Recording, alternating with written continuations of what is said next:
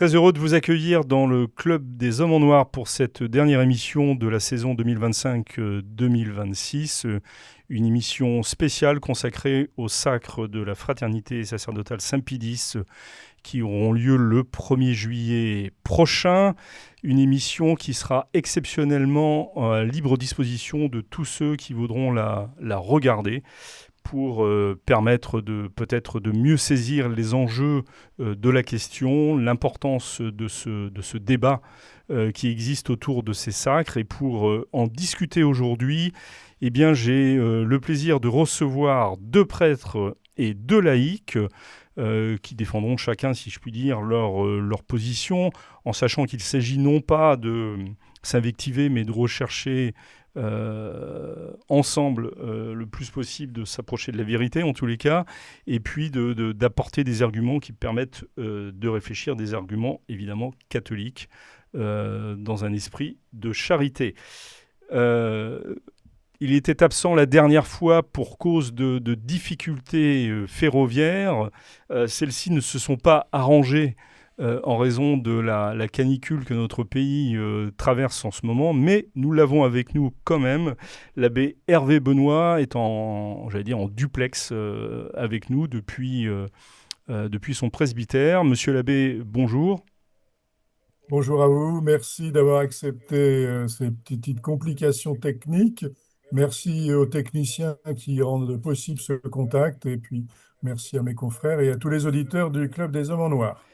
Et puis, avec nous également, membre du clergé, l'abbé Grégoire Cellier, qu'on ne présente plus. Voilà, bonjour Maître Maxence et bonjour à tous les clubistes pour cette émission exceptionnelle. Et puis, en face de vous, monsieur l'abbé, ou à côté de vous, ou avec vous, je ne sais pas, on verra.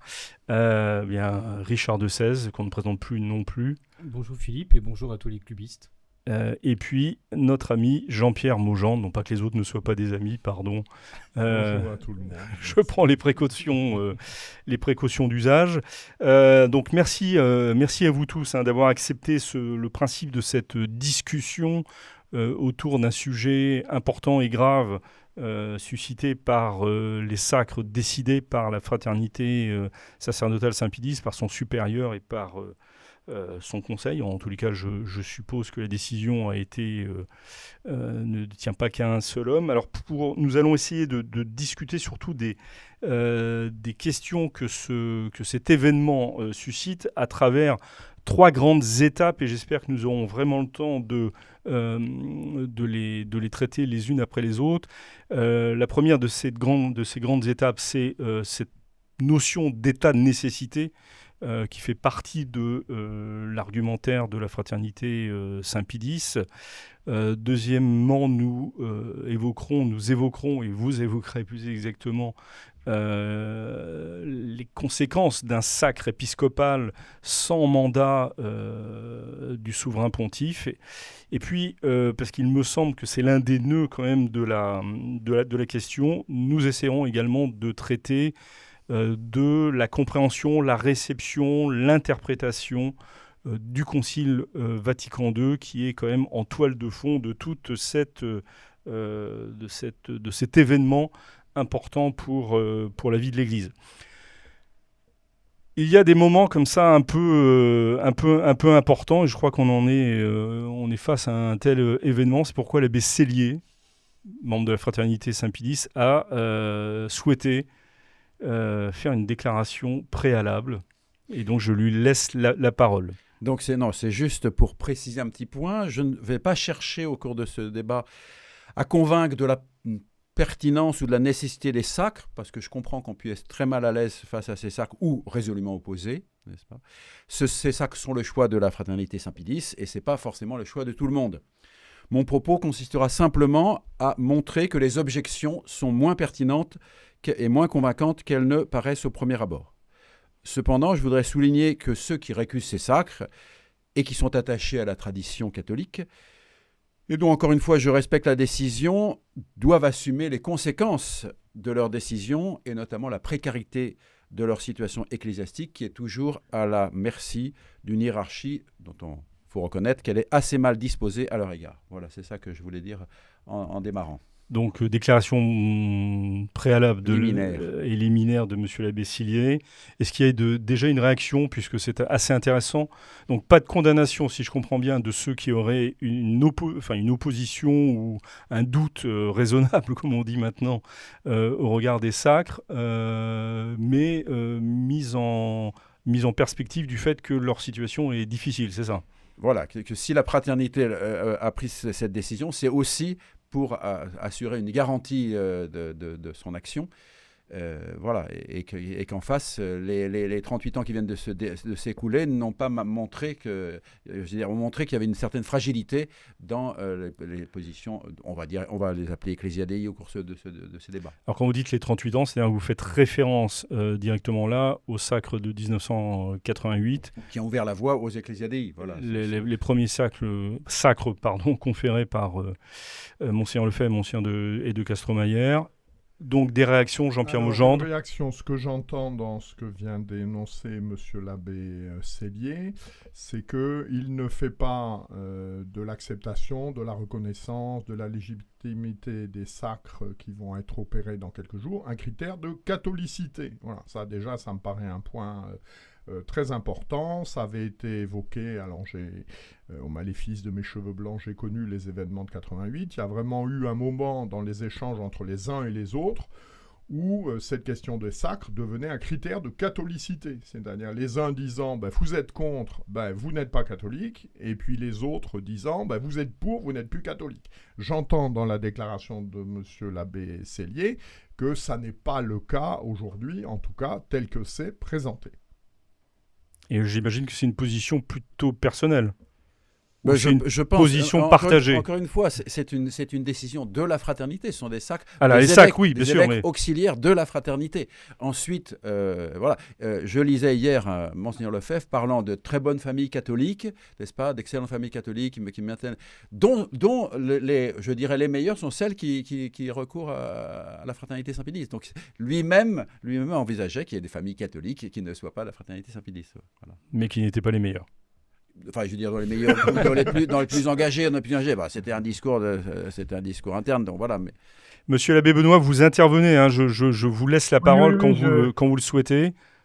Alors j'avoue, je vais peut-être mettre ça sur le dos de la qualité du son, mais j'avoue ne pas avoir compris ce qu'a dit l'abbé Sellier, sauf à y voir que, alors non pas une attaque ad hominem, mais quelque chose de l'ordre, non pas du dogmatique, mais du pastoral ou de l'organisation ecclésiastique, à savoir qu'au fond, tous ceux qui se sentiraient ou qui penseraient profondément qu'ils sont attachés à la tradition, quel que soit voilà, le sens que l'on donne à ce mot, qui est un mot riche et complexe, au fond ne seraient que les dupes de la hiérarchie, à commencer par le souverain pontife, et qu'au fond, ils s'illusionneraient sur leurs désirs, leurs souhaits et la réalité, leur appartenance à la tradition de l'Église.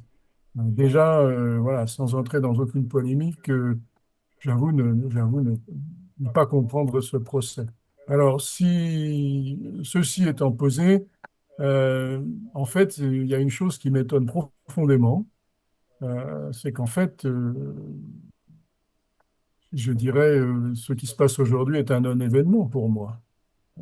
Alors, quand vous parlez aujourd'hui, c'est les sacres.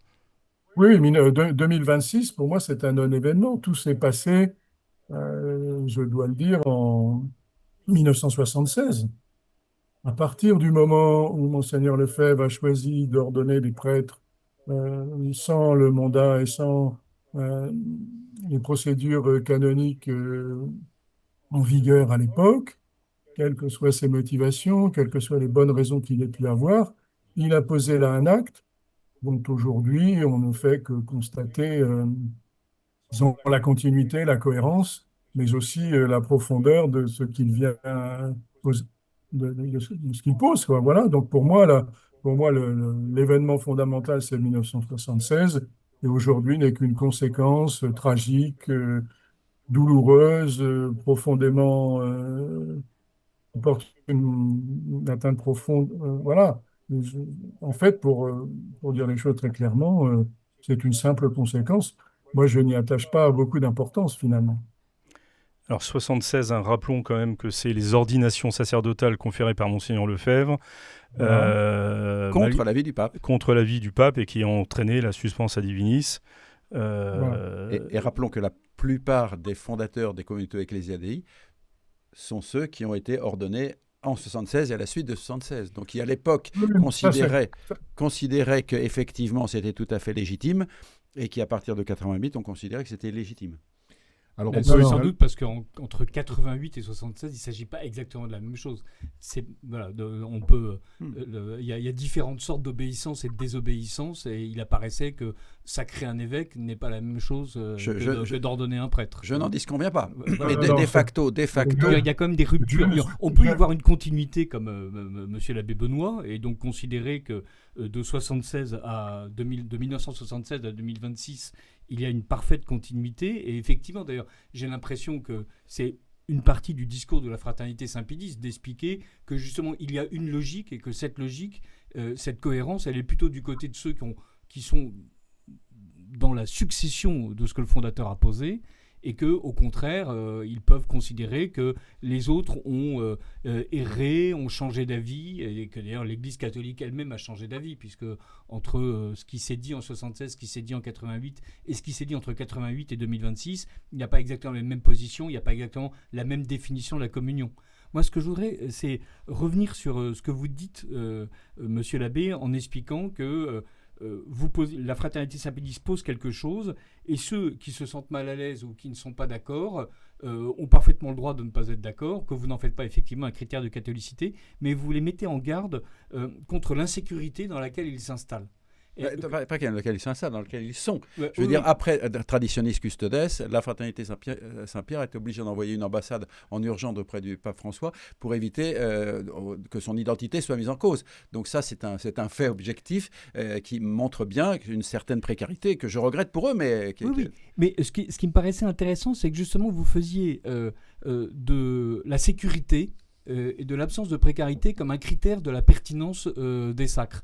Comme si le rôle de ceux qui ont décidé de poursuivre les pédagogies traditionnelles de la foi, en se donnant tous les outils ecclésiaux, y compris le fait de pouvoir ordonner leur communauté et continuer à constituer ce domaine un peu à part, avait comme qualité supplémentaire le fait d'être un havre de paix, et comme si ceux qui refusent la paix confortable et tranquille de la Fraternité Saint-Pédis étaient presque des étourdis qui se laissent aller à tous les vents de l'histoire. Et voilà, donc je trouvais intéressant que ça fasse partie de vos arguments. Alors Jean-Pierre Maugendre veut intervenir. Deux remarques. Une première remarque, donc on a évoqué la question des ordinations sacerdotales 1976. Je vous rappelle que dans mon souvenir, Monseigneur Lefebvre, il commence son sermon en disant « Cela nous est une douleur immense que de devoir procéder à ces ordinations dans l'opposition au pape. » Et ce qui avait en particulier conduire le titre d'un ouvrage d'Alain de Pénenster au titre un peu paradoxal, un papiste contre le pape, quoi. C'est-à-dire que aussi toute la formation de Monseigneur Lefebvre au séminaire français de Rome est une formation autour de la centralité du pape. Et c'est ce que développe Alain. Formation de la romanité, oui. Oui, de la romanité, mais du rôle extrêmement important du souverain pontife. Donc là, il y a quelque chose de très paradoxal, mais on pourra peut-être approfondir. Et alors, le deuxième point, par rapport à ce que vient d'évoquer Richard de Sèze, moi, comme laïc, qu'est-ce qu'on attend de l'Église? Et dans ce cadre-là, que peut apporter la Fraternité Saint-Pédis? En tant que laïc, nous sommes là pour faire notre salut. Notre salut, c'est quoi? C'est la foi, les œuvres et les sacrements. La foi, c'est au moment du baptême. Que demandez-vous à l'Église de Dieu? La foi. Que vous donne la foi? La vie éternelle. Voilà. Si on n'a pas la foi intégrale, le salut, Dieu seul sonde les reins et les cœurs, mais le salut est quand même un petit peu compromis. Le drame de notre époque, c'est que d'une manière générale, on est bien obligé de constater que dans un certain nombre de paroisses officielles, la foi n'est pas transmise de manière intégrale. Un exemple, un fait. il est paru il y a quelques années aux États-Unis une enquête auprès des catholiques pratiquants, etc. Et on cherchait à savoir quel était le pourcentage d'entre eux qui croyaient en la présence substantielle du Christ sous les apparences du pain et du vin. On s'adressait à des catholiques pratiquants. Et le sondage montre que 30% y croyaient, quoi. Pas parce que c'est de méchantes personnes, mais parce que la foi n'était pas transmise. Deuxième exemple, donc un truc un peu général et une anecdote. Je suis en discussion il y a quelques jours avec quelqu'un très intéressé, investi dans sa paroisse, la doctrine sociale de l'Église, etc. Et puis au fil de la conversation, je découvre que voilà, il y a des dimanches, il ne va pas à la messe parce qu'il n'a pas le temps. Bon, ça c'est autrefois ce qu'on appelait les commandements de l'Église. Voilà. Aujourd'hui, interroger le fidèle de base d'une paroisse normale, etc., sur les commandements de l'Église, il ne sait pas ce que c'est. Pas de sa faute, parce que ça ne lui a pas été transmis. Je pense que nous, comme laïcs, nous avons droit à ce que la foi nous soit transmise de manière intégrale. Et puis nous avons droit également, c'est ce que nous croyons, c'est ce que nous devons faire, c'est les commandements de Dieu. Un autre exemple, un fait. Je suis toujours fasciné par le fait que les pays d'Europe où la pratique religieuse est encore la plus importante, l'Italie, l'Espagne, la Pologne, voilà, on a des taux de pratique 15, 20, 35, 40%, etc., sont aussi les pays où les taux de natalité sont les plus faibles. Je suis enclin à penser que d'une manière générale, dans ce tissu ecclésial, la morale conjugale n'est pas enseignée, n'est pas transmise, et donc n'est pas vécue par les gens. Alors vous me direz, tout ça... Mais ça joue sur le salut des gens, ça joue sur le salut de chacun d'entre nous, et en tant que fidèles, nous avons le droit d'avoir une foi intégralement enseignée, des principes moraux intégralement enseignés, et puis nous avons droit aussi d'être sanctifiés par les sacrements qui ont sanctifié nos anciens. D'abord par piété filiale, ensuite parce que ces sacrements sont affaiblis, et là je rejoins ce que dit monsieur l'abbé Sellier, eh bien quand on a cette demande, et elle me semble légitime de la part de laïcs, eh bien dans un certain nombre de situations, dans un nombre important, voilà, pour ce que je connais, qui est le diocèse de Quimper, puisque c'est le diocèse dont je suis originaire, voilà, la fraternité Saint-Pédis ayant été chassée, vous avez droit... Saint-Pierre. La fraternité Saint-Pierre ayant été chassée, vous avez droit à la messe le dimanche dans l'église qui est dédiée à ça, par des prêtres dont tout le monde me dit qu'ils sont très gentils, qu'il n'y a pas de soucis, etc. Mais vous n'avez pas droit au mercredi des cendres, vous n'avez pas droit à la confirmation dans le rite traditionnel, dans le diocèse. Et puis, il faut négocier pour les baptêmes et pour les mariages. Je crois que c'est une situation d'instabilité pour les fidèles, et les fidèles, ils ont droit à des choses stables. Alors, je pense que c'est pas tellement à l'abbé Sellier que vous répondiez là, parce que le constat sera je ne veux pas parler à sa place, mais est-ce que je ne sais pas si oui, alors mais je ne sais pas si l'abbé Benoît nous entend, parce que de mon côté l'image a un peu disparu. Est-ce que vous voulez répondre, monsieur l'abbé Benoît? Écoutez, je suis très mal à l'aise en entendant tout ça. Comment je veux dire? Encore une fois, je suis très étonné déjà qu'on s'engage sur un sujet aussi grave, dans l'anecdote, etc., etc. Et surtout, en plus, les auditeurs du Club en Noir me connaissent. J'ai mon petit refrain habituel. Bon, là aussi, c'est le privilège de l'âge et de l'absence de cheveux. C'est de rappeler sans cesse. C'est peut-être une obsession, je présente mes excuses à ce niveau-là, mais ce gallicanocentrisme, puisqu'on en est aux anecdotes, voilà, je vais donner un exemple. J'ai rencontré, pas plus tard que la semaine dernière, un prêtre américain qui célèbre selon les deux formes du rite, avec l'autorisation de son évêque, dans une situation canonique parfaitement stable et sans aucune guerre contre les milieux traditionnels, et qui m'expliquait tout simplement qu'aujourd'hui, de facto, aux États-Unis, c'est dans une église qui n'est pas absente de défauts et dans laquelle on trouve, comme à tous les âges de l'église, une part de marginaux, de farfelus, de gens qui sont complètement partis en vrille, une foule de gens, de catholiques, de sensibilités traditionnelles, qui vivent tout cela dans le calme, et surtout, ils constataient de facto une séparation définitive entre les communautés relevant de l'obédience de Monseigneur Lefebvre, qui consacre une séparation de facto entre la grande Église, on va reprendre les termes de saint Augustin, et une communauté qui revendique son catholicisme, mais qui a perdu tout lien organique et tout lien canonique avec la grande Église. Voilà. Et on pourra dire ce qu'on veut. Je suis prêt à signer des deux mains une déclaration dans laquelle on reconnaîtra qu'en 1976, lorsqu'il a cru bon d'ordonner des prêtres, Monseigneur Lefebvre avait raison sur tout un tas de domaines quant à la discipline ecclésiastique, l'enseignement de la foi, etc. Mais permettez-moi, là aussi on reste au niveau de l'anecdotique et de la sensibilité, mais de considérer comme une insulte, je le dis clairement, et il faut considérer comme une insulte, ce mépris et cette condescendance pour des centaines de prêtres, de religieux, de religieuses, de moines et de moniales, qui depuis bien, enfin, on va dire, on va mettre la borne milliaire de Vatican II, prient, consacrent leur vie, cherchent, voilà, avancent sur le chemin de la sainteté, donnent ce qu'ils peuvent de tout leur cœur, de la foi et de l'enseignement, avec des résultats. Là aussi, c'est un immense débat sur la modernité, Vatican II et tout ce qui s'ensuit. Mais je considère ça comme profondément insultant, profondément méprisant. Je suis désolé d'en rester à ce niveau très, très, très personnel et très affectif. Mais encore une fois, puisque votre question de départ, c'était celle de la nécessité, de la... On n'a pas encore abordé la question de la Voilà, nécessité. mais en Là, tout on cas, est dans les conséquences de la déclaration je- préalable de Monsieur l'abbé Sellier. Oui, oui, merci de repréciser ça, mais je me laisse un petit peu emballer moi aussi. Non, mais c'est Mais en normal. tout cas, Le voilà, sujet, je le sujet considère, propice si aux vous voulez, emballements. je considère quand même que, enfin, il y a un certain nombre de choses voilà, qui relèvent de l'ordre du mythe, je suis désolé de le dire, et qui ne correspondent pas à la réalité. En tout cas, Alors, Monsieur l'abbé Benoît, je vous interromps non, non, justement pour qu'on puisse voilà. déboucher sur les questions liées notamment à l'état de nécessité.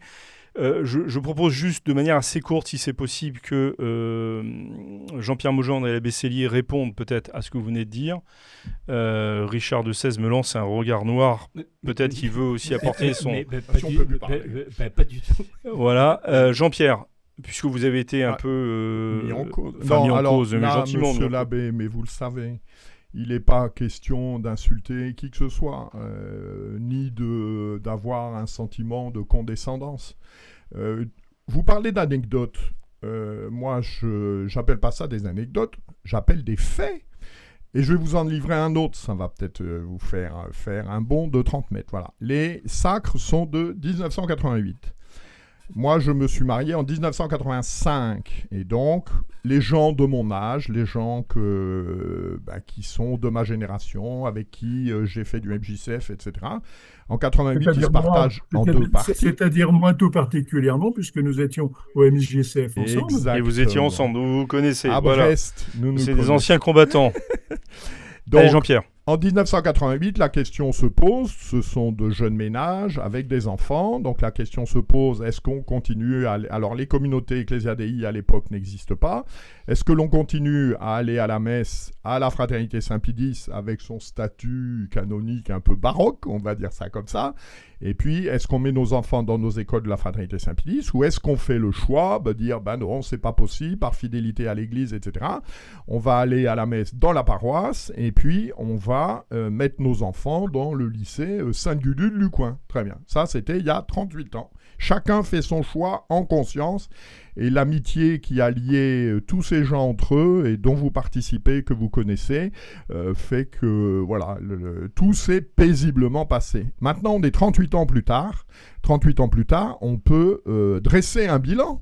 Et là, je pense que ce bilan, c'est la loi de Pareto, c'est les 80-20 que vous connaissez, c'est-à-dire il n'y a pas d'absolu, il y a toujours des exceptions, etc. Mais dans le cadre de la transmission de la foi, Dieu seul sonde les reins et les cœurs, mais voilà, est-ce que mes enfants continuent à pratiquer? Est-ce que mes enfants sont dans une situation conjugale régulière?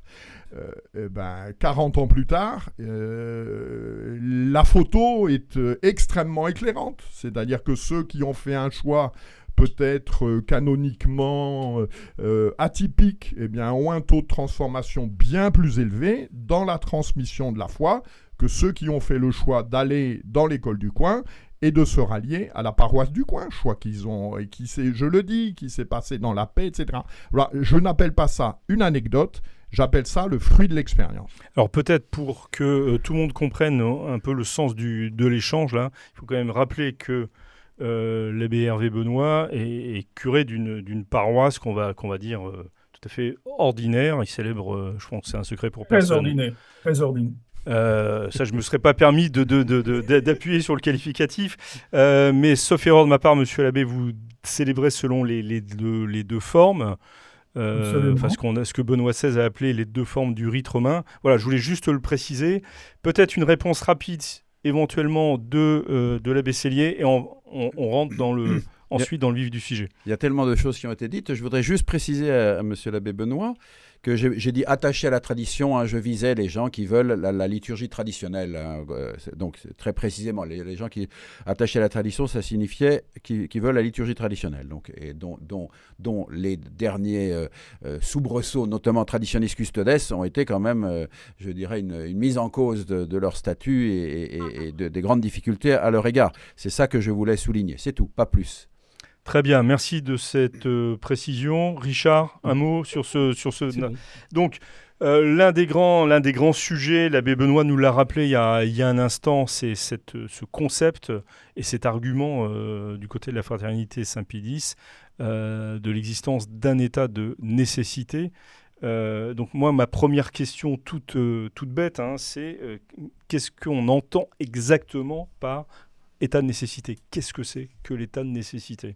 Monsieur l'abbé Sellier, voilà, allez, alors, à vous la parole. D'un point de vue matériel, c'est une situation dans laquelle des éléments importants de la vie ou de l'intégrité sont gravement menacés sans qu'il soit possible de recourir aux moyens ordinaires pour les protéger. Par exemple, je suis en train de mourir de faim et je n'ai pas le moyen d'acquérir de la nourriture, eh bien je me sers dans un champ ou dans un magasin ou dans la cuisine du voisin.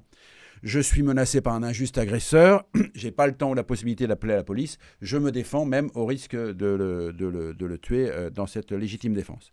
Si on l'applique, et c'est ce que nous faisons au plan spirituel, au plan religieux, l'état de nécessité existe quand les biens du salut éternel et les biens de la grâce sont gravement menacés, n'est-ce pas, sans que les moyens ordinaires de les protéger ou de les acquérir suffisent. Alors je citerai 2 exemples d'état de nécessité racontés dans l'Écriture. David, qui fuit avec quelques compagnons la vindicte injuste de Saül, passe au tabernacle, donc au lieu de culte d'Israël, et mange pour survivre les pains de proposition qui sont réservés normalement aux prêtres.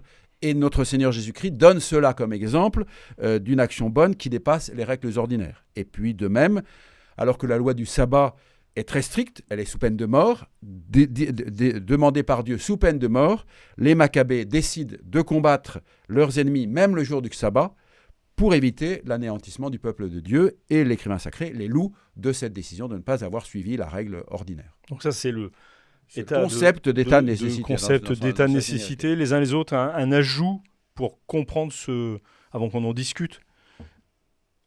Enfin non, en fait, ce que nous dit l'état de nécessité, c'est qu'en fait, celui qui juge qu'on est dans cet état-là s'autorise à outrepasser le droit ordinaire. Et en fait, malgré Donc tout... vous rentrez dans le vif du sujet, là. C'est bien. Oui, mais voilà, parce que dire nécessité et le définir comme vous dites, monsieur l'abbé, vous avez parfaitement raison. Et on peut ajouter aussi la parabole de Jésus disant celui dont l'âne tombe dans un puits, l'âne ou le bœuf, je ne sais plus, il ne va pas le laisser dans le puits en attendant que le sabbat soit fini, quoi. Mais donc le fait d'outrepasser les lois ordinaires, ça relève d'un jugement personnel, étayé évidemment de la part de la fraternité Saint-Pie-X, et on comprend comme emblème de ceux qui théorisent cet état de nécessité, mais voilà, elle n'a pas été la seule à considérer qu'il y avait une nécessité d'outrepasser les règles ordinaires, dans le cas de des ordinations de 76, dans le cas des sacres de 88, donc considère que ce sont les circonstances en fait qui dictent cette nécessité. Oui, l'état de nécessité, c'est un état, donc Voilà. il est Mais, circonstanciel. voilà. Et comme je l'ai dit, c'est pour ça que je dirais la perception de la fraternité qui peut ne pas être comment dire, partagée. Votre histoire familiale vous montre que parfois on peut prendre des décisions qui ne sont pas forcément partagées. Mais je veux dire, Absolument. voilà, hein, donc Voilà. une décision grave, importante, dans laquelle on ne respecte pas la loi, pour un bien important dans lequel voilà. Et à que chaque fois- d'autres n'ont pas pris ce même. Et au nom d'un plus grand bien, c'est-à-dire comme les dominicains qui ont décidé de quitter le Saulchoir parce qu'il était devenu trop progressiste, comme ceux qui ont décidé de le quitter parce qu'il ne l'était pas assez, ont considéré qu'ils étaient fidèles à l'ordre dominicain dans leur désobéissance, parce que justement il y avait quelque chose de plus haut que l'obéissance ordinaire telle que les lois sont prévues. Ce qui est intéressant, c'est de considérer que de 1976, 1988, 2026, c'est le même état de nécessité et qu'en fait, aucune des circonstances entre 88 et 2026 ne justifierait qu'on reconsidère cette nécessité. Quand j'entends ce que dit la Fraternité Saint-Pédis aujourd'hui, d'une certaine manière, rien n'a varié. Alors, on pourra revenir effectivement sur... Je vais parler de l'état de nécessité actuel voilà, dans quelques instants. On pourra revenir sur la foi qui s'est perdue ou au contraire qui s'est transmise. On pourra revenir sur les sacrements dont les gens ne comprennent plus le sens mais qui sont quand même distribués.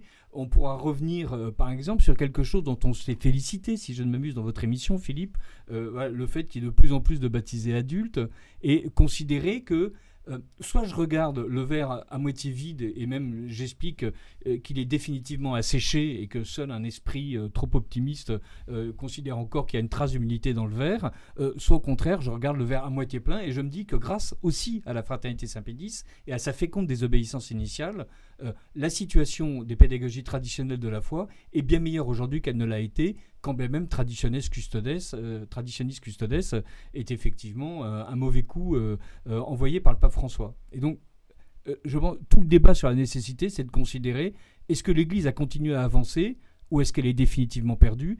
Est-ce que l'Église se réduit en fait à un seul réduit qui serait la Fraternité Saint-Pédis, qui serait la seule à garantir la foi, les œuvres et les sacrements ? Ou est-ce que malgré tout, on peut penser que le Seigneur accompagne tranquillement 1,5 milliard personnes dans le monde, indépendamment de ceux qui sont au bon endroit en sécurité. C'est 500 millions en l'occurrence, et non pas 500 000. 500 millions.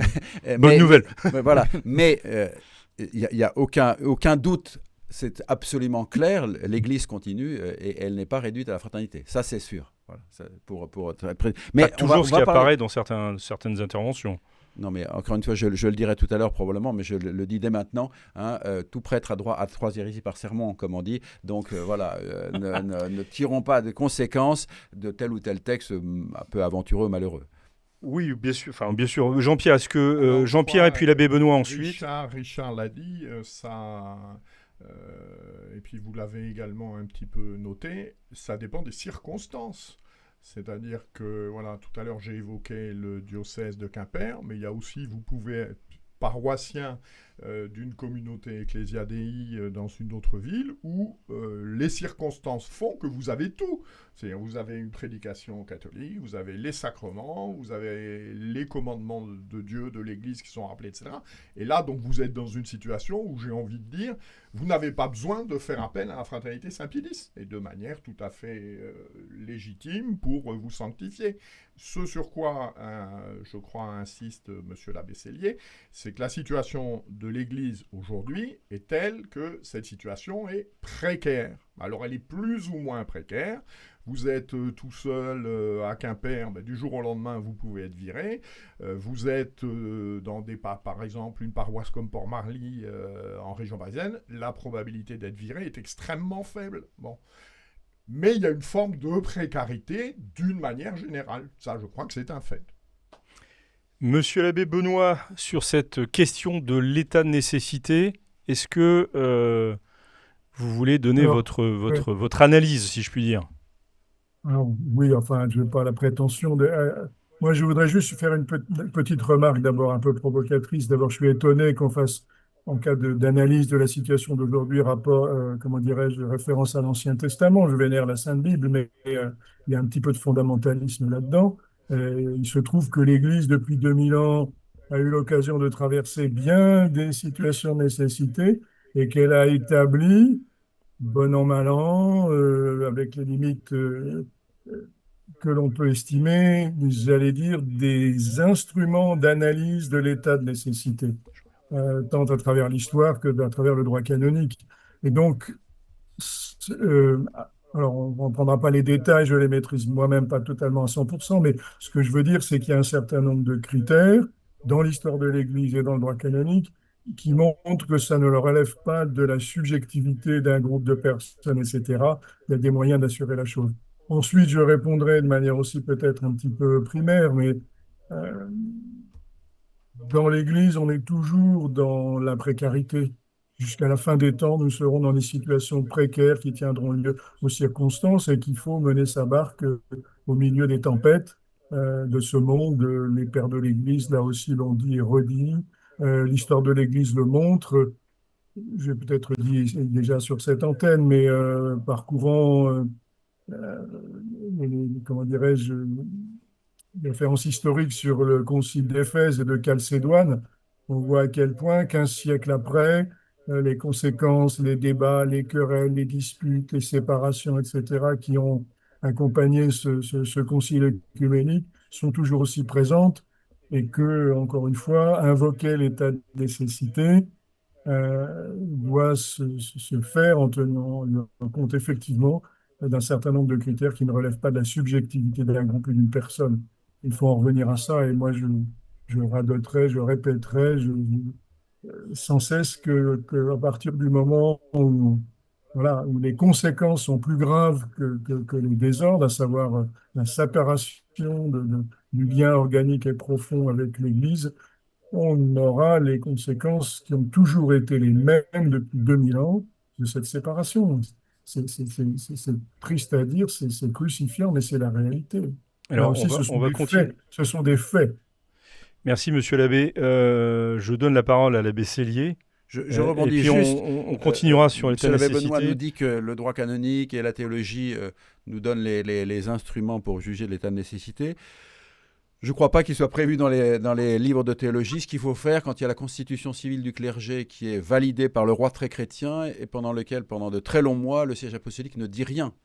Et je ne crois pas qu'il soit, je dirais que nous ayons les éléments nécessaires pour juger de ce qu'il faut faire lorsqu'on a deux papes en même temps qui ont des arguments chacun en leur faveur, même trois papes à un moment, n'est-ce pas, des saints de chaque côté, de chaque côté, et que je note que Rome, qui a choisi une des lignées pour donner ses 367 papes, n'a en fait jamais tranché la question et ne nous a certainement pas dit ce qu'il fallait faire dans cette situation-là. On peut scruter le droit canonique ou la théologie pour savoir ce qu'il faut Donc faire. vous voulez dire que ce n'est pas suffisant? Le Je- droit on va canonique pas n'est rentrer- pas on va suffisant. pas rentrer dans ce Par détail, définition, dans ce débat. la situation extraordinaire ne relève pas des lois ordinaires. Ça, c'est le principe de base. Et Oui, il faut mais- se rapprocher le maximum des choses ordinaires. Il faut utiliser tout ce qui est ordinaire. Mais par définition, une situation extraordinaire n'est pas... Et la situation extraordinaire, elle est extraordinaire parce qu'elle ne s'est pas faite dans le passé. Parce qu'évidemment, on peut toujours, quand on reproduit la chose qui s'est faite dans le passé, on reprend la façon dont on est sorti de cette crise du passé, mais on a des crises nouvelles avec des situations nouvelles. Et je pense qu'il faut en tenir compte. Et on ne va pas trouver, encore une fois, dans les règles ordinaires, des choses qui nous disent voilà, si la France est écrasée en 1940, voilà ce que vous devez faire, vous partez à Londres faire un discours ou vous signez un armistice à Rotonde. Non, c'est pas marqué dans les lois. Alors justement, par rapport à tout ça, concernant l'état de l'Église en général, de l'Église catholique dans sa totalité, si je puis dire, qui est habilité ou qui est légitime à décréter un état de nécessité? Alors, Parce encore que une fois, moi, personnellement, je ne me sentirais pas légitime à dire il y a un état de nécessité. je vais juste donner des faits, n'est-ce pas, qui manifestent quand même que la situation de l'Église est pour le moins difficile. Je vois Amoris Laetitia en 2016, numéro 301-303, possibilité de donner les sacrements aux couples irréguliers. Déclaration d'Abu Dhabi, donc c'est 2019, le pluralisme et les diversités de religion sont une sage volonté divine. Pratique pour le moins ambiguë, je suis modéré, pratique pour le moins ambiguë Très modéré, oui. du pape François en relation avec la Pachamama lors du synode d'octobre 2019 et relation non moins ambiguë en 1995 du père Robert Prévost, futur Léon XIV. Traditionis Custodes, donc effectivement les livres liturgiques promulgués par Paul VI et Jean-Paul II, conformément au décret du Concile Vatican II, sont la seule expression de l'ex orandi du rite romain. Responsa au Dubia de 2021. Est-il possible de célébrer les sacrements avec le Rituale Romanum et le Pontificale Romanum d'avant la réforme liturgique du Concile Vatican II? Non. Desiderio desideravi. Je ne vois pas comment il est possible de dire qu'on reconnaît la validité Concile Vatican II et en même temps de ne pas accepter la réforme liturgique née de Sacrosanctum Concilium. Fiducia supplicans. Il est possible de bénir, numéro 31, il est possible de bénir les couples en situation irrégulière et les couples de même sexe. Et Mater Populi Fidei, c'est ça, Fidelis.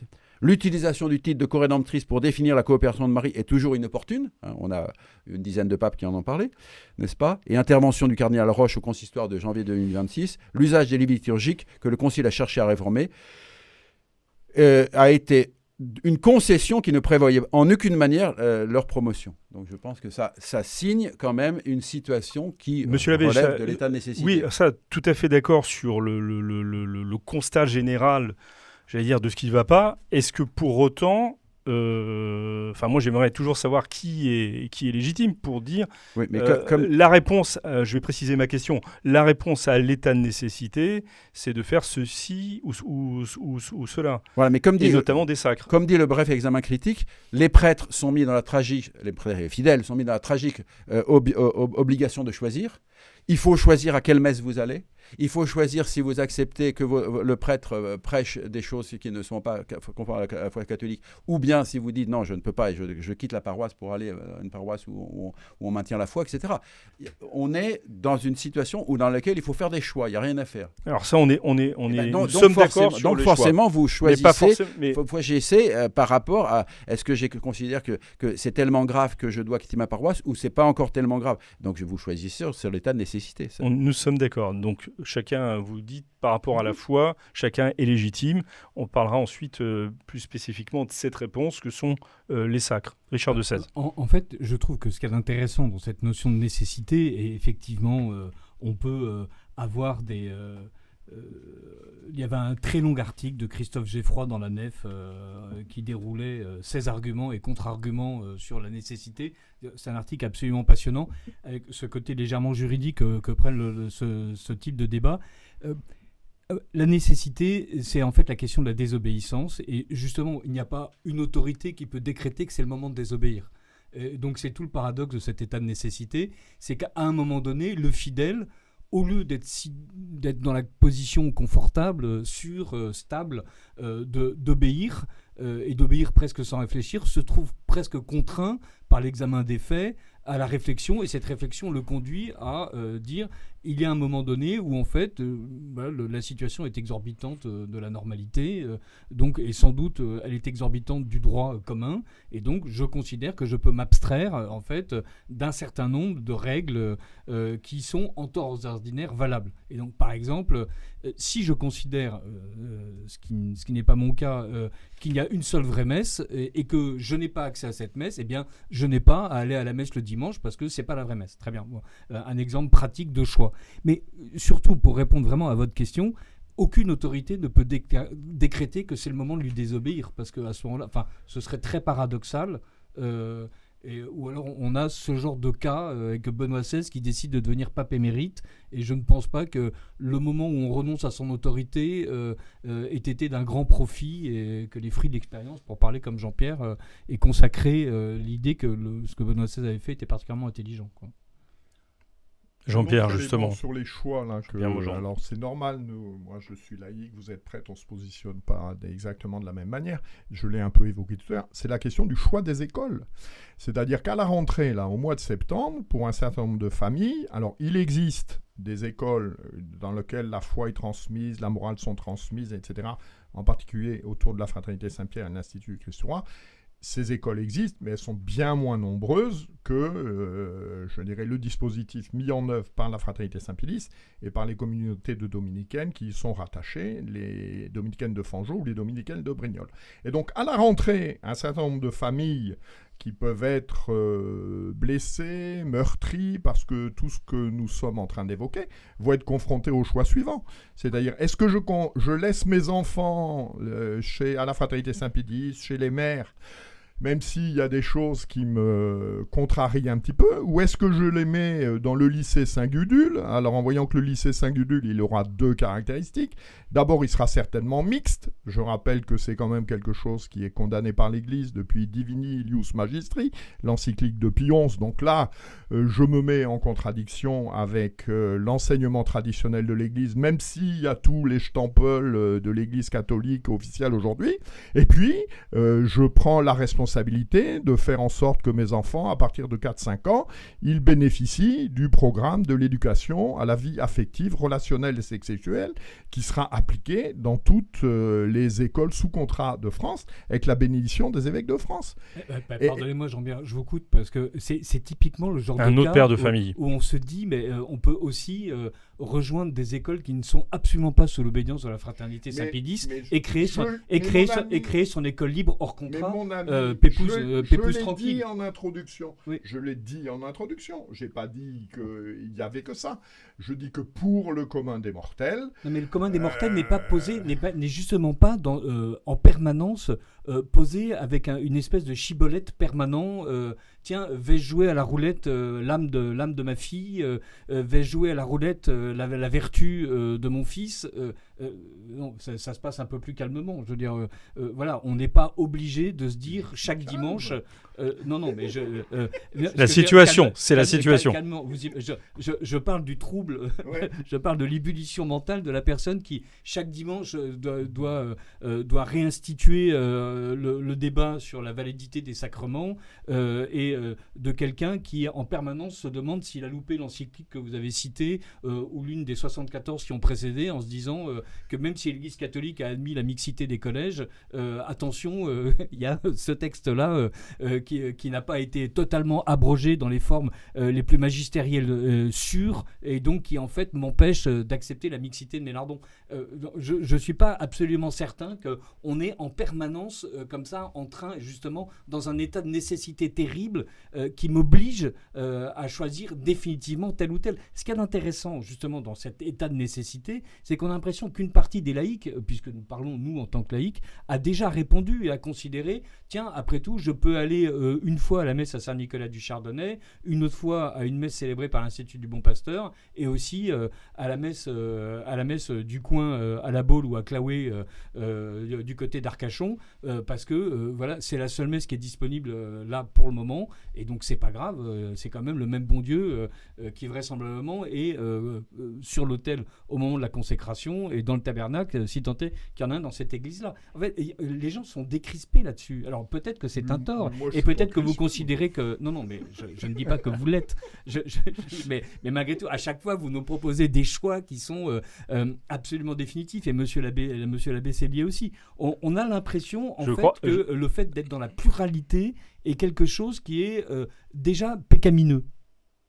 Je crois, cher Richard, que sans faire une généralité de ce que disait Jean-Pierre, qu'il y a certaines familles pour lesquelles ce type de problème qu'il a, qu'il a évoqué, qu'il a identifié, se pose. Je ne dis pas que ces cas de conscience ne s'opposent pas. Surtout aujourd'hui. La théorie de ces cas de conscience. En fait, peut-être que je me fais l'interprète abusif de Jean-Pierre, c'est de savoir si par exemple la fraternité Saint-Pie X, de son côté, face à ces familles qui se posent un certain nombre de questions, bien que jusqu'ici, elles mettaient leurs enfants dans les écoles de la dite fraternité ou des communautés religieuses qui lui sont liées, est-ce qu'en face, donc, les responsables vont continuer à accepter ces enfants? Ça se pose les questions se posent des deux côtés. Et puis, Richard, à partir du moment où vous dites... Il ne va pas répondre à ma question. Je vais ce dimanche à Saint-Nicolas, l'autre dimanche à l'IBP, etc. D'accord?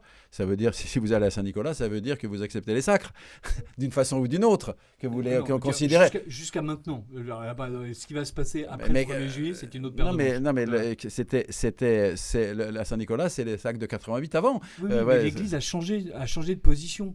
Au moment des sacres de 88 et jusqu'à ce que le pape François, que son nom soit béni et que sa barbe pousse toujours plus longue, arrive, l'Église avait changé de position. Et on n'était pas... Vous voulez parler de la levée des excommunications voilà. en 2009 Donc, le par fait que le... les C'est pas la même chose. Mais si, quand même. Le fait que les excommunications soient levées, on est évidemment dans un autre rapport à l'obéissance et on est dans un autre discernement.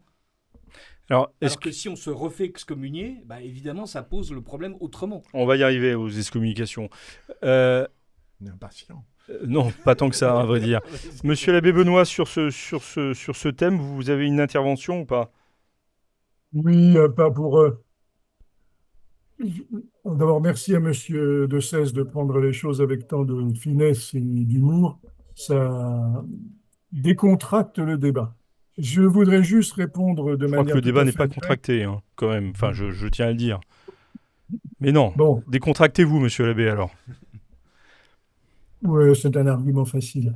C'est pas un Euh, argument, tout c'est simplement. c'est- c'est pas moi, c'est l'autre, c'est toi qui y es, c'est pas un argument. Euh, Je je répète, reviens, c'est pas un non. argument, monsieur l'abbé. Qu'ont fait C'est nos une pères invitation. au cours des siècles, qu'ont fait nos pères lorsqu'ils se sont trouvés dans des situations difficiles concernant l'unité de l'Église, concernant la foi ou les mœurs, parce que voilà, toutes les générations chrétiennes, d'une façon ou d'une autre, se sont trouvées dans des états de nécessité, sous un angle ou sous un autre. Qu'ont-ils fait? Qu'ont fait les saints? Qu'ont fait nos pères dans la foi dans ce genre de situation? Évidemment, cela dépend de la position que l'on occupe dans l'Église. Si on est pape, c'est pas la même chose que si on est père de famille, tout le monde l'aura compris. Euh, Qu'ont-ils fait? Quelle a été l'attitude de ceux qui ont eu l'attitude la plus féconde et la plus catholique au sens profond du terme? Celle de saint Augustin par rapport au schisme des donatistes, etc. Bref, lorsqu'il y a eu 3 papes et compagnie. Les saints, leur manière de réagir a toujours été la même, patience. Euh, on n'usurpe pas une responsabilité qui n'est pas la nôtre. On fait au mieux dans une situation de crise. On ne profite de cette situation pour mûrir, grandir, approfondir. Une crise comme celle que nous vivons aujourd'hui, crise parmi les crises, au sens chronologique du terme, invite à grandir dans la foi, à approfondir la prière, à vivre davantage des sacrements. Et puis, dernière chose aussi fondamentale, à nourrir sa foi. Euh, voilà, ce que chacun peut faire à son échelle et à sa place en attendant des temps meilleurs et en attendant que se remettent en place les choses qui ne l'étaient plus. Voilà, me semble-t-il, la réponse fondamentale. Et il y a des moments où seule l'attente, là aussi c'est un argument rabâché, mais la, comment dirais-je, la technique, c'est celle de Tabarly et des grands marins. Jean-Pierre Mogendre comprendra ce que je veux dire. On met à la cape. Il y a des moments où on met à la cape, on fait pour le mieux. Si effectivement l'État, voilà, on se trouve dans des circonstances où il faut mettre ses enfants dans une école de la fraternité Saint-Pédis, ma foi, on le fait si on considère que c'est bien pour eux. Mais on n'est pas dans une réponse qui est une réponse aux enjeux théologiques, pastoraux, civilisationnels, on est dans une réponse pratique et concrète d'un père de famille. Euh, comment comment devait-on réagir au temps de l'esclavage lorsqu'on était un catholique américain, par exemple, ou aux Antilles françaises? Ben, on faisait au mieux de l'état de nécessité lorsque l'Église, parfois, dans sa doctrine, n'avait pas été claire. Alors, je crois qu'il faut, voilà, la réponse à un état de nécessité, c'est une réponse par le haut. Chers amis, vous êtes de plus en plus nombreux à regarder les vidéos du Club des Hommes en Noir et cela nous touche énormément. Mais savez-vous que la plupart des gens qui regardent nos vidéos ne sont pas abonnés à la chaîne de l'Homme Nouveau et ça change tout. Parce que plus d'abonnés, ça veut dire plus de visibilité et donc plus de contenu à vous proposer. Donc si vous n'êtes pas abonné, s'il vous plaît, cliquez sur ce petit bouton, ça prend 2 secondes et cela nous aide énormément. Bonne vidéo. Très bien, merci monsieur l'abbé. Monsieur l'abbé Cellier, peut-être. Je donnerai deux exemples par rapport à l'état de nécessité. Donc, pendant la crise arienne, à la fin de la crise arienne, donc l'évêque Lucifer, me semble-t-il, Lucifer de Cagliari, n'est-ce pas, et a passé dans toutes les églises et a ordonné des évêques catholiques à la place des évêques ariens, n'est-ce pas, sans avoir le moindre mandat pontifical. Hein, il avait le mandat de l'Église, de la Sainte Église pour la préservation de la foi. Et puis, je voudrais aussi revenir à une réflexion de Jean Madiran, à partir de 69-70, la question de la messe. Et Jean Madiran fait cette analyse, il dit: on pourrait attendre que la liturgie revienne, et donc que les prêtres, je dirais, célèbrent seulement la nouvelle liturgie, et le jour venu. Mais il dit, si elle n'est pas transmise, si elle n'est pas vécue pendant ce temps, je dirais, d'absence, si vous voulez, elle disparaîtra complètement. Et donc, c'est pour ça qu'il a soutenu les prêtres qui voulaient conserver cette messe, qui était donc objet de sanctions canoniques ou de rejet, etc., parce qu'il disait il faut que cette messe soit maintenue pour qu'elle puisse revivre le jour venu. Et donc, quand M. l'abbé Benoît nous dit si je mets un père de famille qui décide de mettre son enfant dans une église, dans une école de la fraternité, il le fait en conscience, et pourquoi pas, il faut que les écoles de la fraternité existent pour qu'ils puissent les mettre. Hein. Donc, il y a eu un choix préalable. Est-ce que effectivement des gens ont fondé des écoles pour accueillir éventuellement des parents qui souhaitent une certaine formation? J'aimerais que vous faire réagir sur un autre point lié, et puis on finira peut-être là-dessus pour l'état de nécessité, un autre point lié à cette question et qui nous relie à la réponse concrète que sont les sacres. C'est un extrait, c'est une affirmation de l'abbé Pagliarani, donc le supérieur de la fraternité sacerdotale Saint-Pie X, dans l'entretien qu'il a accordé le 2 février dernier pour annoncer justement qu'il y aurait des sacres. Il a quand même déclaré ceci, que dans une paroisse ordinaire, les fidèles ne trouvent plus les moyens nécessaires pour assurer leur salut éternel. Une phrase quand même assez lourde de sens et de conséquences, si je ne me trompe pas, monsieur l'abbé Sellier. Alors, je n'aurais pas forcément exprimé les choses de cette façon, hein. Mais ça a une bonne rhétorique, ça. Voilà. Mais on est dans le cadre d'un entretien long et complexe, et tout ne peut pas avoir la même clarté. Enfin, tout a été maîtrisé quand même dans l'entretien. Mais comme je l'ai dit tout à l'heure, je le redis, tout prêtre a droit à 3 hérésies par sermon. Même le supérieur. Même le supérieur de la fraternité. Même sur une question aussi importante. Enfin, même sur une question aussi importante, mais encore une fois, c'est un entretien qui fait, je crois, 15 pages, donc avec plein de questions. Mais pas avec un ennemi, pas avec un adversaire, c'est pas un journaliste adversaire. C'est pas parce qu'on n'est pas avec un ennemi qu'on peut pas dire des choses voilà, une fois. Il y a qu'à voir là. Voilà, bon. Je ne regrette rien. D'abord, je voudrais dire que même dans les conditions les plus défavorables, M. l'abbé Benoît nous l'a rappelé, et il a raison, même si par exemple le prêtre de la paroisse était concubin et simoniaque, même dans ces cas extrêmes, la grâce de Dieu ne manquera jamais pour les âmes de bonne volonté, et ces âmes de bonne volonté pour en faire leur salut éternel. Ça, c'est quand même un principe de la foi. Ensuite, il existe effectivement des paroisses où il y a des prêtres qui offrent véritablement à leurs paroissiens les moyens du salut, ça c'est sûr. Mais on doit avouer, comme dirait Jean-Pierre Mogendre, en constatant les faits, qu'il y a un certain nombre de lieux où malheureusement ce n'est pas le cas. Or, il faut dire que les fléchissements sur le dogme, ou les fléchissements sur la morale, ou les fléchissements sur la liturgie que l'on constate dans un certain nombre d'endroits, ils peuvent se recommander de documents ecclésiastiques officiels. Et c'est en cela, pour moi, qu'il y a véritablement un état de nécessité, pas quand les désordres sont individuels, parce que ça a toujours existé et ça existera toujours, mais lorsque les désordres deviennent structurels ou, comme on dit, systémiques. C'est ça le problème. Quand les documents officiels permettent de faire des choses qui s'éloignent de la foi catholique, alors c'est là qu'il y a un vrai problème et un vrai état de nécessité. Et c'est vrai que la déclaration du supérieur de la fraternité m'a paru stupéfiante, parce que malgré tout, j'entends bien que vous lui donnez licence d'avoir dit ce jour-là, sinon une hérésie, du moins une sottise, de dire que dans les paroisses ordinaires, autrement dit toutes les paroisses sauf celles qui sont sous son obédience, les fidèles n'ont plus les moyens de faire leur salut. C'est rejeter dans les ténèbres, là où sont les pleurs et les grincements de dents, 98% de la catholicité, ce qui me paraît quand même non seulement violent au sens propre, quand bien même c'est dit d'une manière amène, mais ça me paraît faux essentiellement. Croire que la fraternité Saint-Pie X est désormais le seul lieu sur Terre, le seul lieu virtuel sur Terre, où on peut faire son salut, c'est tellement pas catholique, justement. C'est tellement éloigné du fait de ne jamais se considérer comme une île. On a eu cette discussion en dehors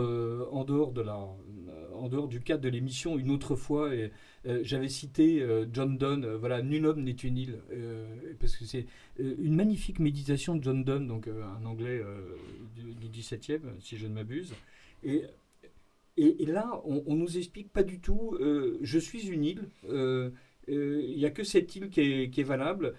D'ailleurs, ces grèves sont faites de sable fin et vous y serez en sécurité. Et venez à moi. Mais voilà, laissez le reste du monde dans le chaos, dans l'incertitude, au milieu des flots de la tempête. Mais c'est pas grave, tout ça finira par passer. C'est vraiment le message le moins apostolique, le moins charitable qu'on puisse envoyer, en fait. Et je le regrette parce que, en fait, dans cette question des sacres à venir, on va remettre en cause tout le fruit, justement, de la juste rébellion de Monseigneur Lefebvre. Voilà. Donc, il a eu raison de se rebeller, il a eu raison de désobéir. Sa désobéissance a donné le courage à 1000 autres de désobéir autrement, de désobéir mieux, dirais-je, de désobéir avec plus de subtilité, au point d'aboutir aujourd'hui à quelque chose qui énerve fabuleusement les évêques de France, et cela seul serait un signe certain de la fécondité de la chose. Il suffit qu'un évêque français soit énervé pour qu'on dise que le Seigneur a parlé. C'est un peu court comme théologie. Ce n'est pas un bon argument, j'entends, mais quand même là aussi les fruits d'expérience.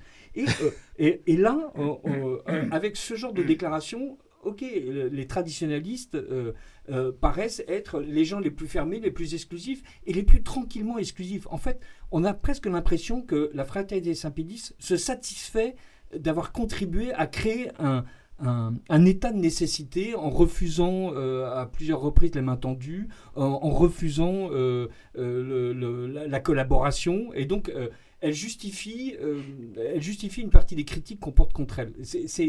C'est ce gâchis-là qui me paraît vraiment le plus terrible. Voilà, pardonnez-moi, j'ai dépassé un peu le cadre de la question. Non, mais très bien. Je vais quand même donner la réponse à, j'allais dire, la Fraternité Saint-Pédis, du moins à un de ses représentants. Encore une fois, je le dis et je l'ai déjà dit et je le redirai. Donc la Fraternité n'est pas l'Église, elle n'est pas le seul lieu où on peut se sanctifier, etc. Hein, nous disons qu'il y a de réels problèmes objectifs et encore une fois qui sont structurels, c'est ça encore une fois quand comment dirais-je, Saint Grégoire VII, donc un légat du pape va voir une assemblée d'une centaine d'évêques qui sont tous simoniaques et concubins et qui dit il faut revenir et qu'il manque de se faire écharper, il est obligé d'être exfiltré par les forces spéciales. La situation de l'Église n'est pas bonne, mais elle est individuelle, ce sont des personnes qui ne vivent pas selon les critères de l'Église individuellement. Mais là, nous avons effectivement des textes, un certain nombre de textes qui poussent dans le mauvais sens. Et c'est là la difficulté grave. Et encore une fois, la Fraternité Saint-Pédis fait son chemin et ce qu'elle a à faire, estime-t-elle, du mieux qu'elle peut. D'autres font autrement et dans d'autres circonstances, et bien, Deo Gratias, s'ils font du bien.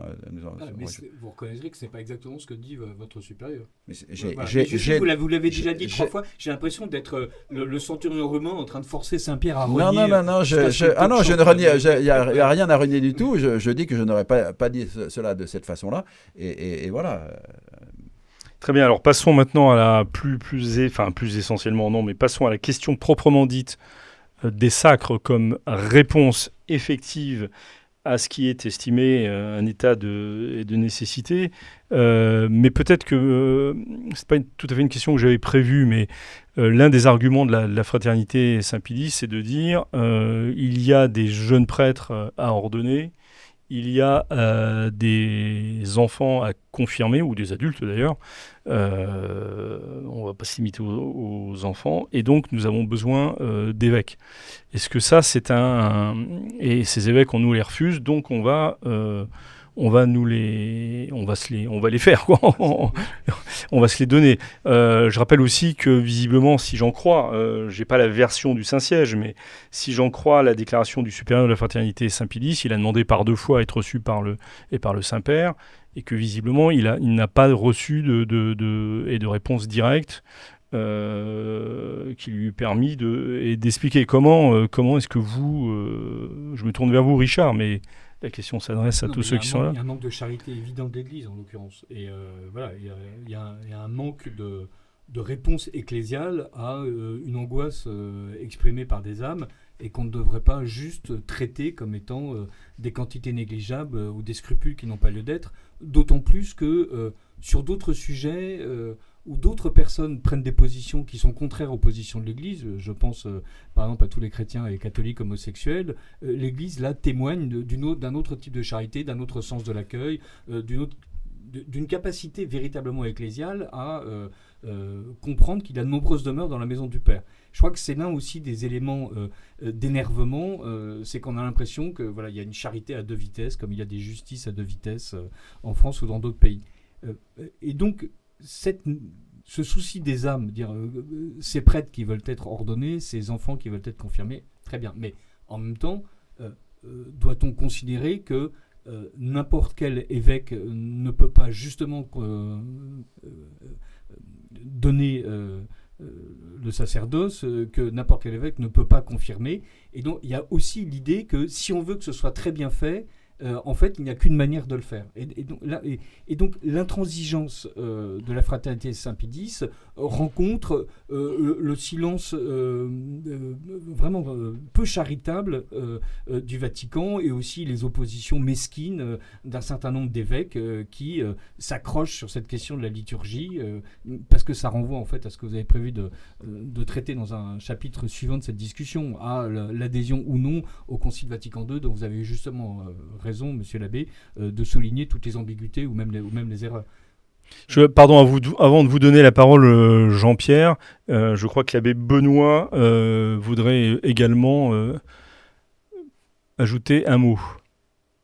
Oui, eh ben, ce mot, ça sera un vieux dicton de l'Église. Je crois que le propos est tiré de saint Athanase et c'est la parole qui a fait basculer saint John Henry Newman dans l'Église. Saint Athanase, je crois, là, je n'avance pas sur ce point de citation, disait Securus iudicat orbis terrarum. On ne fait pas, comme disait Monsieur de Sèze à l'instant, on n'a pas raison contre tout le monde. Alors, il faut expliquer le propos. Mais en gros, si vous voulez, vous n'avez pas raison contre l'ensemble de l'Église. Vous n'avez pas raison contre le sens commun des fidèles. Vous n'avez pas raison contre des milliers d'évêques, même si ceux-ci, au cours des derniers temps, ont manqué de charité, de discernement, de vision, etc. Et de fait, donc ça, ceci étant posé et ceci étant assumé pleinement, là aussi, alors là, je ne fais pas de déclaration préalable, mais alors, je ne suis pas sûr que le Vatican ait manqué de charité en l'occurrence, parce que on pourrait faire aussi, moi je pourrais aligner, bon, j'ai pas pris toutes les références, toutes les démarches du Vatican depuis 76, à travers voilà, des officiaux, des personnes mandatées, d'autres qui les témoignent, etc., pour tendre la main, pour proposer des, voilà. Quand on a affaire à deux personnes qui se disputent dans un divorce, on propose tout ce qu'on peut pour des rapprochements qui peuvent être longs et douloureux, etc. Non, il est vrai que parmi tout ça, il faut le dire, et bon, je prends le risque de le dire publiquement ici, j'assume mes propos parfaitement, il y a un élément qui manque dans tout ça, du côté de la grande Église, c'est sûr et certain, mais qui concerne en particulier en France, c'est que on aimerait que les évêques de France, en vertu du principe de repentance qu'ils ont manifesté dans d'autres domaines si douloureux, exprime le début du commencement oui, d'une repentance sur ce sujet. Ça permettrait peut-être, encore que, voilà, ça permettrait peut-être d'apaiser un peu le débat, de cicatriser quelques blessures terribles, et ça permettrait peut-être d'apporter une petite contribution d'un débat qui est aussi, disons-le, très franco-français. Mais en tout cas, on attendrait des princes qui nous gouvernent à ce sujet, effectivement, des paroles de compassion, des paroles de... Oui, enfin, le mot repentance, on va prendre celui-là parce qu'il est plus pratique pour dire, oui, effectivement, nous avons commis des erreurs, il y a eu des démarches qui n'étaient pas charitables, il y a eu des excès, etc.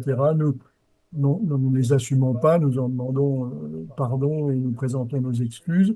Et à partir de là, on pourrait peut-être un peu purger toutes ces difficultés.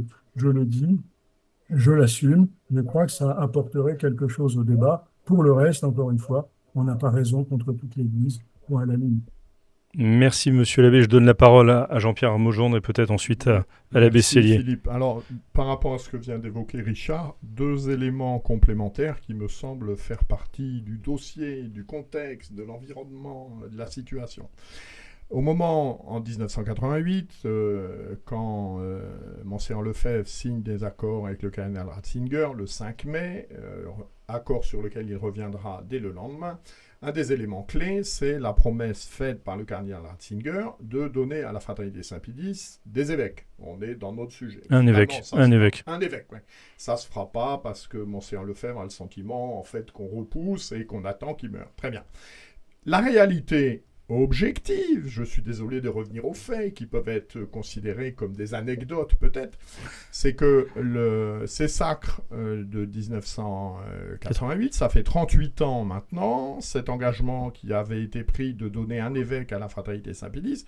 Aujourd'hui, je rappelle qu'une communauté comme la Fraternité Saint-Pierre est beaucoup plus nombreuse en termes de prêtres que ne l'était la Fraternité Saint-Pédis à l'époque. Ça se développe. 400 prêtres aujourd'hui. Voilà. Il y en avait 200 de la Fraternité Saint-Pédis. Ça se développe de manière très importante. Donc, ils viennent d'avoir, et tant mieux, c'est une grande grâce pour l'Église, des ordinations avec Monseigneur Hayet. Donc, je suis sûr que tout ça, c'est une grande grâce pour l'Église. N'empêche que, 38 ans plus tard, la promesse qui avait été faite à Monseigneur Lefebvre n'a toujours pas été tenue. C'est-à-dire que ces communautés, elles n'ont pas un évêque issu de leur rang avec lequel elles se sentent... Mais est-ce qu'il faut qu'une congrégation comme la Fraternité Saint-Pierre ait un évêque issu de ses rangs? Est-ce que c'est une obligation? Parce que on peut vous rétorquer qu'en sens inverse, elle n'a pas eu de problème depuis 88 pour trouver des évêques pour procéder aux ordinations. C'est vrai, si ce n'est que ça rejoint le terme qui a été employé tout à l'heure, ça met quand même ces communautés dans une situation de précarité devant dépendre des évêques diocésains, qui trouvent d'ailleurs, l'expérience montre que c'est pas très compliqué, mais ça donne un critère de précarité dans le dispositif. Et c'est un engagement qui avait été pris, qui, dans le temps, je crois, n'est pas tenu. Et puis le deuxième élément du contexte, puisqu'on parle de 88, c'est quand même l'origine. Je vous en prie. Et je pense que ça change quelque chose sur l'environnement de 88 et sur l'environnement de 2026. Dans le motu proprio Ecclesia Dei Afflicta, donc du 2 juillet 88, dans lequel, effectivement, la Fraternité Saint-Pédis, ses évêques, les prêtres, les gens qui s'y rattachent sont déclarés comme schismatiques, il est demandé par le pape de faire à ces personnes qui sont attachés à la liturgie traditionnelle, mais qui refusent ces sacres faits par Monseigneur Lefebvre, il est demandé de faire à ces personnes un accueil large et généreux. Bon. Et aujourd'hui, la réalité, je suis désolé de revenir aux faits, c'est qu'aujourd'hui, tout le monde sait que cet accueil large et généreux, d'une part, n'a pas eu lieu, et que d'autre part, dans toutes les discussions qui ont lieu autour des sacres aujourd'hui, il n'est pas question. En particulier, on pourrait dire, le Saint-Siège pourrait dire, bon, ils sont schismatiques, etc. Mais bon, on comprend leurs aspirations, on va revenir sur Traditionis Custodes, donc on va laisser la facilité d'accéder plus facilement au sacrement, puisque j'en ai parlé pour nous comme laïcs, c'est vraiment un élément fondamental. Il n'est pas du tout question de ça. Et donc on est, me semble-t-il, sous cet aspect, dans un contexte plus difficile que celui de 88. L'un ou l'autre veut réagir. Je vois les yeux qui se tournent vers moi. Deux points par rapport, effectivement, donc est-ce qu'il y a besoin d'évêques, etc. Ben, tout simplement, vous le savez, hein, Monseigneur Ulrich, archevêque de Paris, a décrété qu'il n'y aurait pas de confirmation sur le rite traditionnel dans le diocèse de Paris. Je pense qu'il y a un certain nombre de diocèses en France qui ont pris la même décision. Et c'est purement et simplement l'application de Traditionis Custodes. Hein. La deuxième chose, je répondrai à M. l'abbé Benoît, que je pense que Saint Athanase, précisément, s'est trouvé quasiment tout seul face à l'énorme majorité des évêques orientaux, hein, c'était à l'église d'Orient en l'occurrence, et Saint Jérôme qu'on dit, comment dirais-je, l'église en gémissant s'est réveillée arienne, manifeste quand même que les défenseurs de l'orthodoxie étaient quand même un peu minoritaires et un petit peu en difficulté quand même, me semble-t-il. Oui, mais ça c'est enfin, encore une fois, il faut faire la part de la rhétorique et puis de la science historique. De facto, elle s'est peut-être réveillée arienne, mais elle s'est réveillée le lendemain, elle était catholique. Parce que quand il s'est agi de remettre les choses en ordre, les choses se sont remises en ordre. Enfin, il a fallu un certain temps quand même. Mais comme dans tout, mais dans l'Église, comme il a fallu des siècles pour appliquer le Concile de Trente, comme il a fallu, au bout de 15 siècles, les débats sur Calcédoine ne sont pas terminés.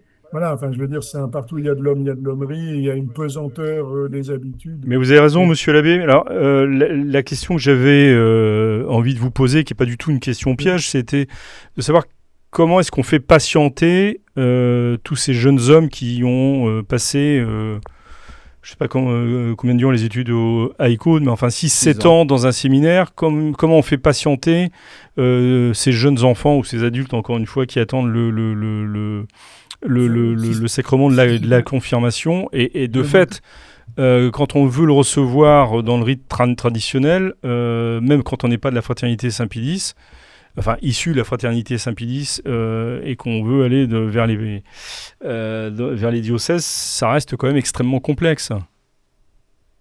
Ça reste compliqué, ça dépend des situations. Là aussi, ne faisons pas de gallicanisme excessif. Non, mais bien sûr, vous avez raison, ne faisons pas de franco, mais n'évitons pas non plus le cas français. Alors, encore une fois, ou bien l'on croit, vous allez dire que c'est une réponse dilatoire, mais c'est toujours la même.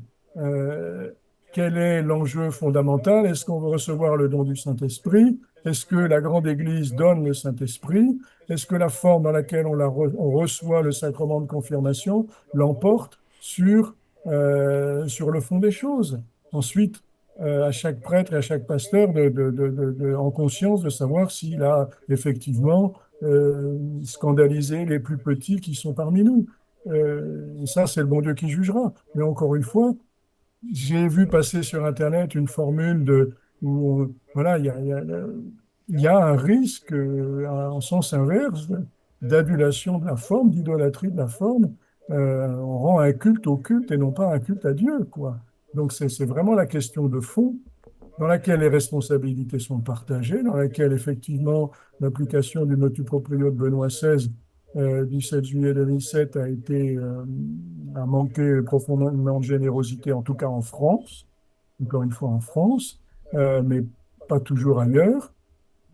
Et donc la réponse qu'on peut faire à ces jeunes gens qui attendent l'ordination ou à des jeunes qui attendent le sacrement de confirmation, c'est quel est le plus important pour vous? Recevoir le Saint-Esprit, le don du Saint-Esprit et la grâce qui l'accompagne, quelle que soit la forme ou pas.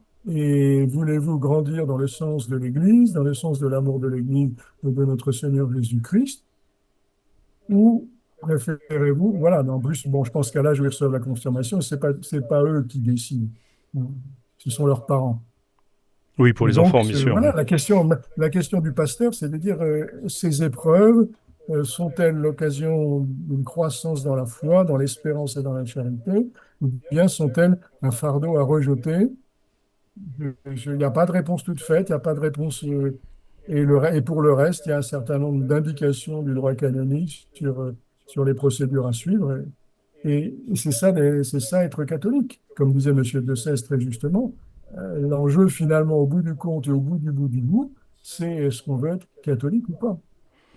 Enfin, Jean-Pierre Maujean. Alors deux exemples de faits là, puisqu'on parle des anecdotes. Des ordinations, je ne sais pas si c'est des anecdotes. Est-ce que c'est un fait divers ou est-ce que c'est un fait de société? C'est un vrai débat que nous n'allons pas mener maintenant. Sur la question des ordinations, deux faits. Le premier fait, Traditionis Custodes prévoit que tous les prêtres ordonnés depuis Traditionis Custodes, quelle que soit la manière dont ils sont ordonnés, doivent demander l'autorisation au Saint-Siège pour célébrer la messe romaine traditionnelle. Voilà. Aujourd'hui, sont confrontés à cela deux communautés. D'une part, une communauté qui est très officiellement biritualiste, qui est la fraternité Saint-Thomas-Becket. Saint-Thomas-Becket, ils ont donc eu des ordinations avec le nouveau rite, et dans leur statut, il est prévu qu'ils puissent célébrer les deux messes. Donc, ils ont demandé au Saint-Siège de pouvoir célébrer la messe traditionnelle. On leur a dit que c'était non, qu'ils avaient mal compris, et donc on viole les statuts de je dirais, de la communauté en question. Et puis, je ne pense pas qu'on donne un signe très positif pour l'avenir. Des statuts qui avaient été reconnus par l'Église. Ah oui. Qui sont pas des... Bon, et puis le deuxième cas, il est beaucoup plus médiatique. C'est le cas des missionnaires de la miséricorde divine. Voilà, les missionnaires de la miséricorde divine, donc, qui est une communauté de droit diocésain, qui est une communauté quand même d'une certaine taille aujourd'hui, parce qu'ils sont 40, donc qui est une communauté prospère, fondée par un ancien de la fraternité Saint-Pédis, l'abbé Fabrice Loiseau. Voilà, ils ont 6 diacres en attente depuis maintenant, ça doit faire 3 ou 4 ans, qui sont bloqués au sacerdoce, parce qu'ils disent, nous, dans nos constitutions, c'est prévu qu'il y ait la messe traditionnelle. C'est quoi cette histoire d'aller contre nos constitutions? Et alors, je me permets d'attirer l'attention aussi, la grâce ne détruit pas la nature. Vous me dites, ces gens, oui, ils attendent dans la prière, offrir tout ça avec beaucoup de générosité. Ouais, c'est très bien. Enfin, ils étaient 6 de prévus, maintenant, ils sont plus que 5, quoi, parce qu'il y en a un qui est en dépression et il ne sera pas ordonné. Merci oui, si je puis dire, de ces précisions, Jean-Pierre. Je voulais quand même savoir si, pour entrer là aussi dans la question des sacres, si un sacre épiscopal, puisque c'est l'une des questions qui tournent beaucoup sur Internet, peut s'effectuer sans mandat pontifical ou contre un mandat pontifical. Enfin, pontifical du souverain pontife. La réponse est simple, c'est non. Très bien, merci de votre contribution, monsieur l'abbé. Monsieur l'abbé Sellier, alors. La réponse est dans des conditions normales, évidemment pas. Dans des conditions extraordinaires, peut-être. Quand un évêque, plus encore un patriarche, prêche dans sa cathédrale, est-ce qu'il faut l'interrompre et l'invectiver? Dans des conditions normales, évidemment pas. Quand il s'agit de Nestorius qui remet en cause la maternité divine de la Vierge Marie, le laïc qui s'est levé et qui a protesté avec vigueur a bien fait. À des circonstances extraordinaires, peuvent correspondre des attitudes extraordinaires.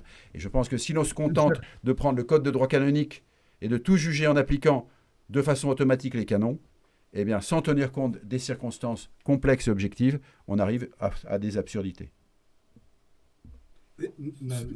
Oui, en fait, tout a été dit, c'est-à-dire... soit on considère oui, en fait, on tourne un peu autour qu'il y a péril en la demeure, et à ce moment-là, on peut s'exonérer du droit commun. Soit on fait confiance, et d'une manière quasiment extra surnaturelle, parce qu'effectivement, on a souligné à l'envi ici, à travers des faits d'éducation ou à travers des déclarations pontificales, que tout n'avait pas l'air parfaitement cadré dans l'Église aujourd'hui. Soit on fait confiance et on se dit que c'est pas grave. J'ai juste l'impression, en fait, qu'il y a 2 attitudes en miroir, c'est-à-dire qu'une partie de l'Église attend que la fraternité Saint-Pédis meure de sa belle mort, ou plutôt de sa triste mort, et que tous ceux qui ont été entraînés par l'exemple de Monseigneur Lefebvre, sous des formes différentes, finissent eux aussi par considérer que c'est fichu, et que de l'autre côté, la fraternité Saint-Pédis se dit c'est pas grave.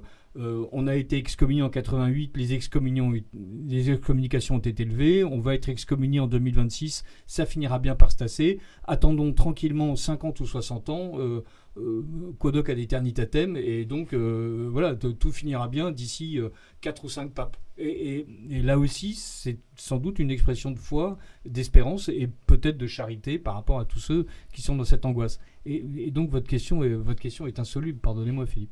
D'accord, je peux sortir alors. Non, en tout cas, cette question-là, je veux dire, de la pertinence du mandat. Jean-Pierre, je vous voyais réagir, tournez vos papiers. Il y a peut-être Ah pardon, monsieur l'abbé Benoît. Non, je ne veux pas m'imposer. Il y a peut-être une troisième voie, comme disent certains, à savoir que c'est pas seulement surnaturel, le droit canonique n'est pas seulement le code de la route de l'Église, il exprime aussi sa nature profonde, sa nature en particulier apostolique. Est-ce que le lien au successeur des apôtres est le plus important dans cette situation, eu égard, encore une fois, à une analyse de la situation qui n'est pas rose, je suis le premier à le dire, et je dirais beaucoup de gens le disent, mais eu égard à cet état de difficulté, est-ce que le lien apostolique, je dirais exprimé et je ne trouve pas le mot en français, protégé par le droit canonique, hein, qui exerce une tutelle sur cette pratique, est important. Et la troisième voie, bah, c'est cette espèce d'équilibre difficile entre deux excès très bien décrits par Monsieur de Sèvres. Non, ça n'est pas, je dirais, non, les choses ne vont pas bien, mais en même temps, elles ne vont pas suffisamment mal pour qu'on puisse se dispenser de ces lois de l'Église qui ont été sanctionnées, qui sont parfaitement claires dans ce domaine. Jean-Pierre Maujean. 3 réflexions. La première, pour moi, c'est un élément très différent en 2026 et en 1988. Je pense qu'en 1988, suite au rapport du cardinal Gagnon, aux rencontres qu'il avait faites avec des prêtres, mais aussi avec des laïcs, etc., je pense qu'il a remonté au Saint-Siège, puisque là aussi c'est un peu curieux, la fraternité n'a jamais eu le rapport... Alors oui, peut-être il faut expliquer à ceux qui n'ont pas vécu cette période. Donc au moment où il y a des discussions entre 87-88, oui. le Saint-Siège et la fraternité Saint-Pédis, le Saint-Siège nomme un visiteur pour la fraternité Saint-Pédis, le cardinal Gagnon, qui est un Canadien et qui va visiter les communautés religieuses, voir les mouvements de laïcs et va transmettre un rapport au Saint-Siège. Alors on ne sait pas ce qu'il y a dans le rapport. Ce que l'on sait, c'est que sa dernière visite, elle est à Icône et qu'il met un mot tout à fait chaleureux sur le livre d'or du séminaire. Très bien. Et je pense, alors moi je n'ai pas lu le rapport, mais j'avais vu le cardinal Gagnon à l'époque, et je pense que le cardinal Gagnon a remonté, entre autres, de dire voilà, ça c'est de bonnes personnes, c'est un tout, et en cas de rupture avec le Saint-Siège, la majorité des gens choisira le Saint-Siège. C'est-à-dire que je pense, et d'ailleurs, on était dans un climat, tout le monde espérait qu'il y ait un accord, etc. Et beaucoup, pour l'avoir vécu, en fait, on dit, bon, c'est quand même, ces histoires ne nous plaisent pas trop, mais bon, on fait confiance à Monseigneur Lefebvre. Et c'est l'argument, je pense, qui a emporté l'adhésion de beaucoup de choses. Et donc, le Saint-Siège en 1988, je pense qu'il avait la conviction que on va taper fort et ça va disparaître. C'est-à-dire que les fidèles, les prêtres, etc. vont se disperser. Et puis, il y a aussi ce qui était évoqué tout à l'heure sur l'affaire de l'accueil large et généreux. C'est-à-dire que si on fait un accueil large et généreux à ces personnes, aussi bien aux prêtres qu'aux fidèles, ils n'auront pas de raison de rester à la fraternité Saint-Pédis. L'expérience a montré que ce n'est pas ce qui s'est passé. C'est-à-dire qu'il n'y a pas eu l'accueil large et généreux, et donc, de manière quasiment automatique, les gros bataillons d'une part des prêtres et d'autre part des fidèles, sont restés à la fraternité Saint-Pédis. Et je pense qu'aujourd'hui, personne à Rome ne croit qu'en déclarant une situation de schisme, etc., la moitié des prêtres de la fraternité Saint-Pédis vont partir, les fidèles vont partir. Je crois que ça, c'est un élément différent entre 1988 et 2026. Premier point. Deuxième point.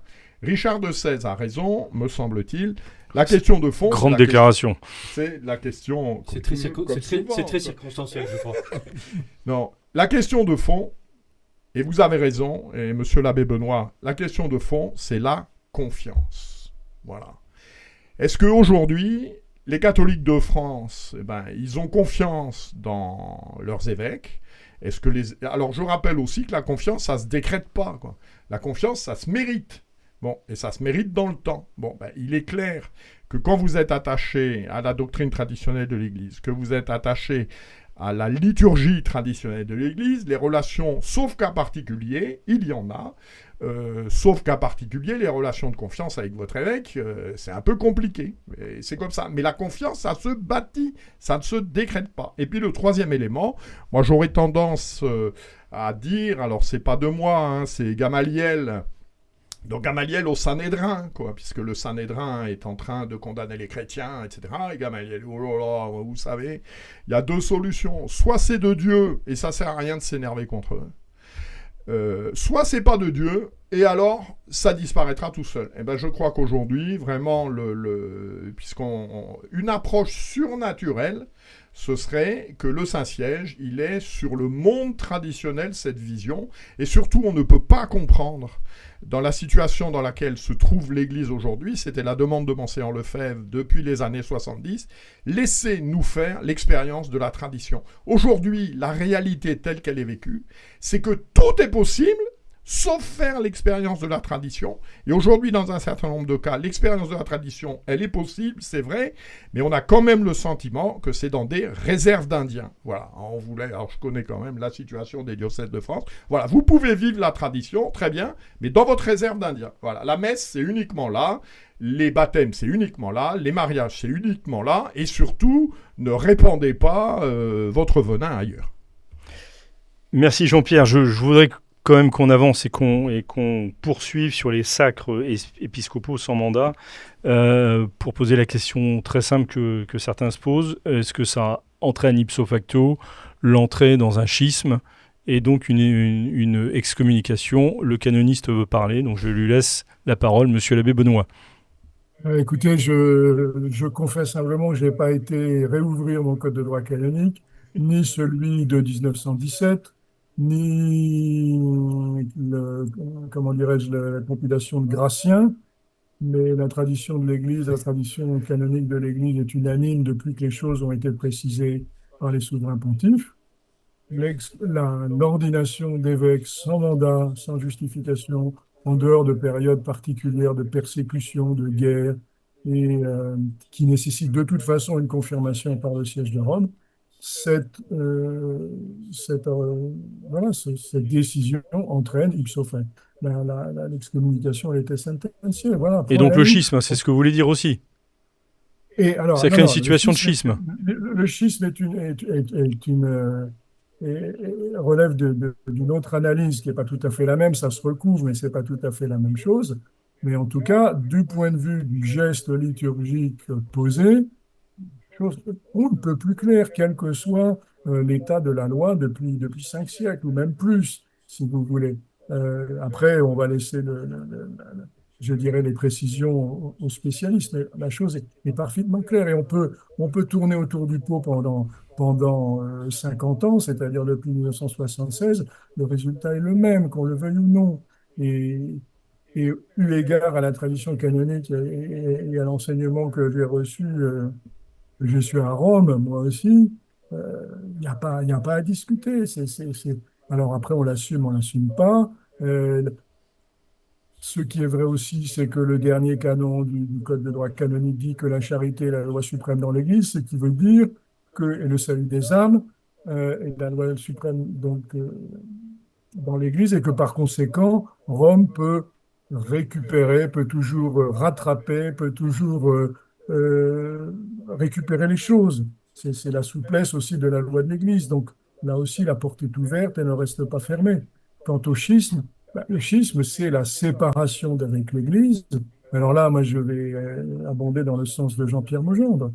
Je suis curé d'une petite paroisse et puis recteur d'un petit sanctuaire. J'ai l'occasion d'accueillir de temps en temps des fidèles de la fraternité Saint-Pédis qui refusent de facto la communication in sacris, c'est-à-dire qu'ils ne veulent pas, en gros, pour faire très court et caricatural, la messe que je célèbre et la réserve eucharistique ne sont pas valides. Et un fidèle catholique, selon eux, ne peut pas recevoir l'Eucharistie que j'ai célébrée, point à la ligne. Donc la rupture, elle est consommée, et pas par la grande Église. C'est tragique, c'est profondément tragique, c'est une immense souffrance, mais c'est la réalité, c'est que le schisme, il est consommé, et pas du côté de la Sainte Église. Monsieur l'abbé Sellier, sur cette même question. Le problème, c'est qu'il y a 3 questions différentes, donc c'est un petit peu compliqué. Mais vous êtes doué. Voilà. Alors je dirais d'abord, comme le dit Monseigneur Schneider, que je résume, ceux qui affirment qu'un sacre sans mandat pontifical constitue de soi un acte schismatique et attendent directement à la constitution essentielle de l'Église ne peuvent s'appuyer dans cette affirmation ni sur la pratique de l'Église au cours des siècles, ni sur le droit canonique traditionnel, ni sur les affirmations des pères de l'Église, ni sur l'opinion unanime des théologiens. Et il s'agit là, comme il dit, de quasi-nouveaux dogmes ou d'affirmations absolutistes. Alors après, en ce qui concerne purement le droit canonique, avant 1949, la sanction pour un sacre sans mandat était la suspense. Suspense à divinis. Suspense. C'est plus général suspense, que suspense. D'accord. Suspense. En 1949, le pape Pie XII a remplacé la peine de suspense par la peine d'excommunication. Donc c'est relativement récent, la peine d'excommunication. Oui, mais c'est Pie XII, donc vous le validez. Ça, ne se passe pas.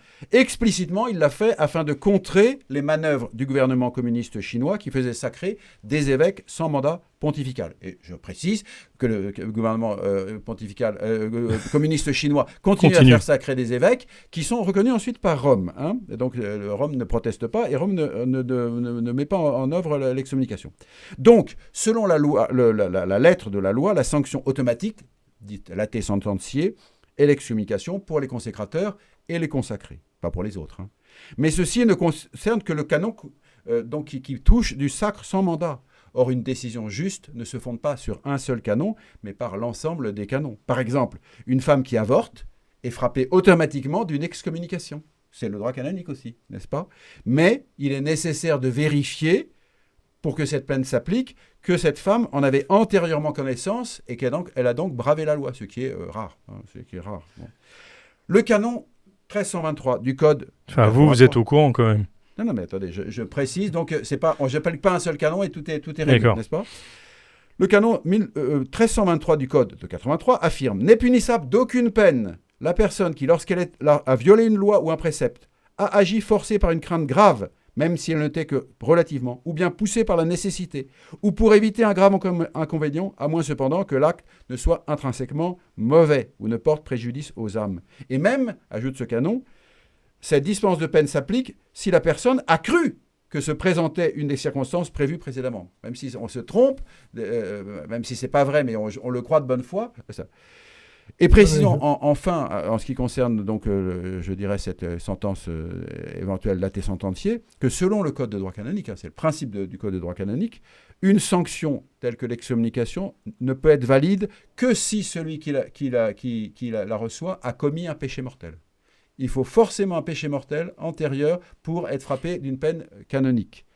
Or, je ne crois nullement que Monseigneur Follet et Monseigneur de Galarreta aient l'intention de commettre un péché mortel. Je pense au contraire qu'ils veulent servir l'Église du mieux qu'ils peuvent. Hein.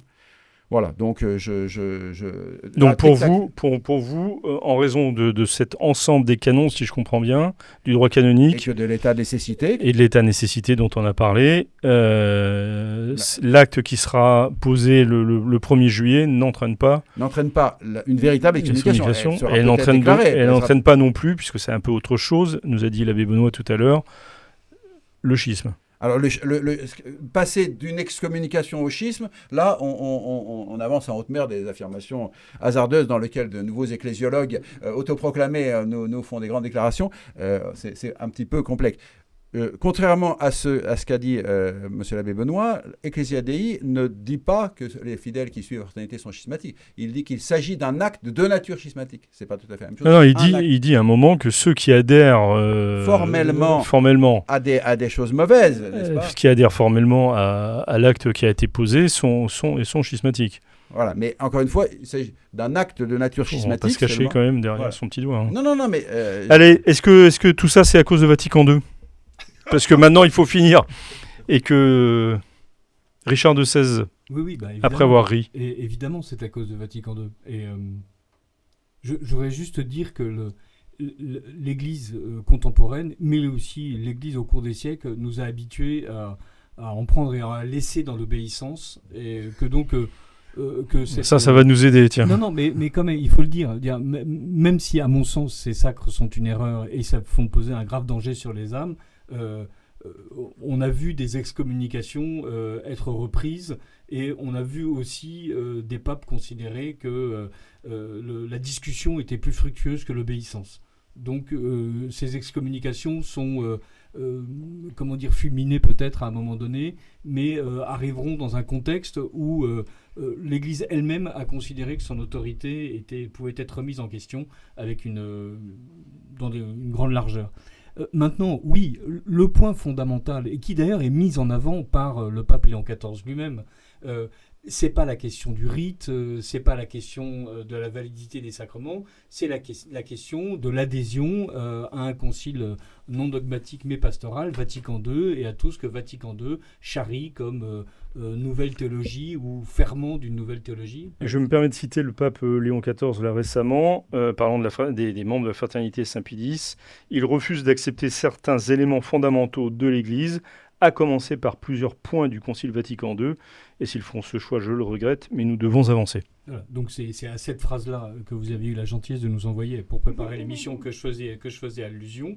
Et donc on nous dit, en fait que indépendamment de la question de la foi, des œuvres, des sacrements, en fait, fondamentalement, ce qu'on nous demande, c'est une adhésion intellectuelle au Concile Vatican II tel qu'il a été promulgué et tel qu'il a été développé. Parce qu'effectivement, quand on écoute le père de Blinière nous parler du Concile Vatican II ou quand on écoute le pape François nous parler du Concile Vatican II, ils partent des mêmes textes et on ne peut pas considérer qu'ils aboutissent exactement aux mêmes conclusions. Mais, enfin, l'un est pape et pas l'autre. Oui, tout à fait. Mais voilà. Mais est-ce que l'Église catholique permet qu'on discute elle y encourage. Être que l'Église catholique nous demande de suspendre notre intelligence chaque fois qu'une proposition n'est pas claire ou que la manière dont elle est développée nous paraît être en contradiction avec les développements précédents. Et le cardinal Newman, qui a été béatifié, avait des pages assez belles et assez certaines sur la manière de bien développer quelque chose. Là, l'Église nous fait devoir d'adhérer à Vatican II, sans d'ailleurs préciser ces points fondamentaux, mais qui sont vraisemblablement, entre autres, la liberté religieuse. Et donc vous aviez raison, monsieur l'abbé, de souligner la manière dont Pape François en avait reparlé en 2019, si je ne m'abuse. Et c'est là aussi où on se dit, quand même, on est en train de vouloir nous faire avaler de force une mauvaise médecine en suspendant le débat intellectuel, alors que ce débat intellectuel est riche et que les arguments qui s'opposent ne peuvent pas être juste balayés par un argument d'autorité. Et c'est ce que veut faire Léon XIV. Alors, je vois que l'abbé Benoît dodeline de la tête, donc il n'a pas l'air tout à fait d'accord. Non, je suis accablé. Je suis effondré d'entendre des choses pareilles. Je suis désolé de vous le dire, monsieur de Sèze, parce que là, ça relève de... Mais bon, c'est un débat qui dure depuis 70 ans, qui est complexe, etc. Mais je veux dire, c'est pas... L'Église ne nous invite pas à mettre notre intelligence de côté. Quand le pape Léon XIV rappelle Vatican II, c'est juste pour l'inscrire dans la succession.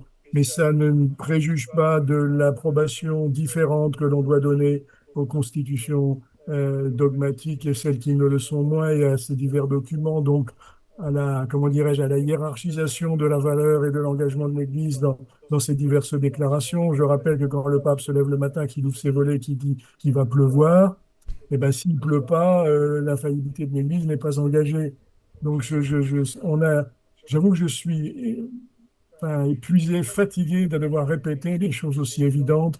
Le Concile Vatican II est à la fois un tout et en même temps un ensemble, et que là aussi, le pont aux âmes de l'argument contre son caractère pastoral, les papes l'ont expliqué, ça a été exprimé de la manière la plus claire par Benoît XVI. Il s'agissait de s'adresser dans un langage plus simple, plus proche de l'Évangile, à une majorité du monde qui ne le connaissait pas et qui n'avait pas de rapport avec lui. Il ne s'agissait pas de renoncer à l'enseignement dogmatique.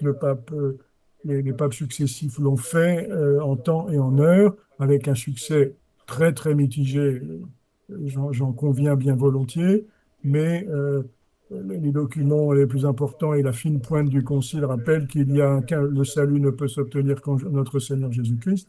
Donc voilà, à partir de là, revenons à la base, revenons aux fondamentaux, revenons à une lecture intelligente de l'enseignement de l'Église, cessons de ramener la position de l'Église et la grande Église à des propos de table. Revenons et remettons-nous à lire le Concile. Moi, je suis prêt, et je le fais depuis 40 ans, et tant d'autres de mes confrères le font. On prêche dans le désert d'un côté comme de l'autre, à retourner à l'essentiel, à l'intelligence, à la finesse, et tout le monde s'en trouvera conforté et consolé. Merci, monsieur l'abbé. Jean-Pierre Maugendre. Deux réflexions. Je ne partage pas tout à fait l'avis général consistant à dire que le cœur du sujet, c'est Vatican II. Tout à l'heure, j'ai évoqué la fraternité Saint-Thomas-Becket et j'ai évoqué les missionnaires de la miséricorde divine. Tous les deux sont complètement l'acceptation du concile. N'ont pas de problème avec le concile. N'ont pas de problème avec le concile. Et ils sont bloqués sur ces questions liturgiques. Et donc, je ne crois pas que tout ramener à une acceptation ou à un refus du concile, ce soit le cœur du sujet. Je crois que de la part du cardinal Roche, des autorités, il y a une volonté de rupture avec la tradition liturgique de l'Église, indépendamment de la question du concile. C'est le premier point. Et le deuxième point, si on reprend le texte de Léon XIV que vous avez cité... il refuse d'accepter certains éléments fondamentaux de l'Église, à commencer par plusieurs points du Concile Vatican II. Bon. Et ensuite, et c'est ça la partie qui m'intéresse, et s'ils font ce choix, je le regrette, mais nous devons avancer. Bon, alors cette expression « mais nous devons avancer », j'aimerais bien... Ça ne veut rien dire, ça. Nous devons avancer... Alors, il faut resituer aussi le contexte, là. C'est une réponse à un journaliste. Très bien. Entre deux... Un fait, nous devons avancer. Il est paru, il y a quelques jours, une étude dans Famille chrétienne sur la vie religieuse en France. En 2000, il y avait en France 66 000 religieux. En 2026, il y en a 19 500. En 2045, il y en aura 10 000. Alors, il faut continuer d'avancer. Il faut passer à 5 000. C'est probablement pas ce que veut dire Léon XIV. Et voilà, c'est pas très clair. Mais encore une fois, j'insiste, c'est quand même une réponse à un journaliste. On est d'accord. Ça pas non plus, c'est pas au sein du théologie réduite au propos de table, on y revient toujours. Propos de table. Monsieur l'abbé Sellier, et on va terminer là. Discours inaugural du Concile Vatican II par le pape Jean XXIII, qui dit l'Église a décidé de renoncer aux peines, disons, afflictives et de recourir exclusivement aux armes de la miséricorde. Eh bien, lançons le défi, n'est-ce pas, de recourir effectivement aux armes de la miséricorde. Et je suis d'accord avec Jean-Pierre Maugendre, il n'y a pas que le Concile Vatican II, il y a par exemple la liturgie, Benoît XVI en 2007, le missel romain promulgué par Jean XXIII n'a jamais été abrogé, ce missel n'a jamais été juridiquement abrogé et par conséquent, il est toujours resté autorisé. Et si vous voulez célébrer la messe traditionnelle en acceptant Vatican II, en acceptant toutes les réformes post-Vatican II, vous êtes persécuté. Ça, c'est un fait, c'est une réalité. Et il y a d'autres choses, d'autres points litigieux, même si, je dirais, ils ne sont pas explicitement dans Vatican II, mais se réclament de son esprit. Par exemple, l'écologisme, l'immigrationnisme, voilà. Si vous n'êtes pas d'accord, vous êtes quand même vachement rejeté. Si vous n'êtes pas d'accord, si vous ne considérez pas de telle ou telle chose, que l'accueil des migrants est que l'invasion des migrants est une chose formidable, voilà. C'est aussi un problème et il n'est pas directement dans Vatican II. Pas directement, effectivement. Richard, vous voulez ajouter quelque chose ? Je ne me suis jamais confessé du fait de prôner la remigration, mais il va falloir que j'y sois. Très bien, nous sommes contents de livrer ce scoop à ceux qui nous regardent. Merci à tous pour vos avis, votre regard et vos analyses. Il était évident que nous ne pouvions pas faire le tour de la question qui est extrêmement riche et qui suppose et qui implique énormément de questions. Mais en tous les cas, merci d'avoir participé à cette émission spéciale de fin de saison 2025-2026. Il me reste à vous souhaiter un très bon été. Et si les chaleurs continuent, beaucoup de courage. Et de vous souhaiter aussi de vous inviter plus exactement à prier pour l'Église et puis pour le salut de nos âmes, comme nous l'a si justement rappelé Jean-Pierre Maugendre. Nous nous retrouvons non pas dans une semaine pour une autre émission, mais à la rentrée pour une nouvelle saison. Bonnes vacances à tous. Au revoir.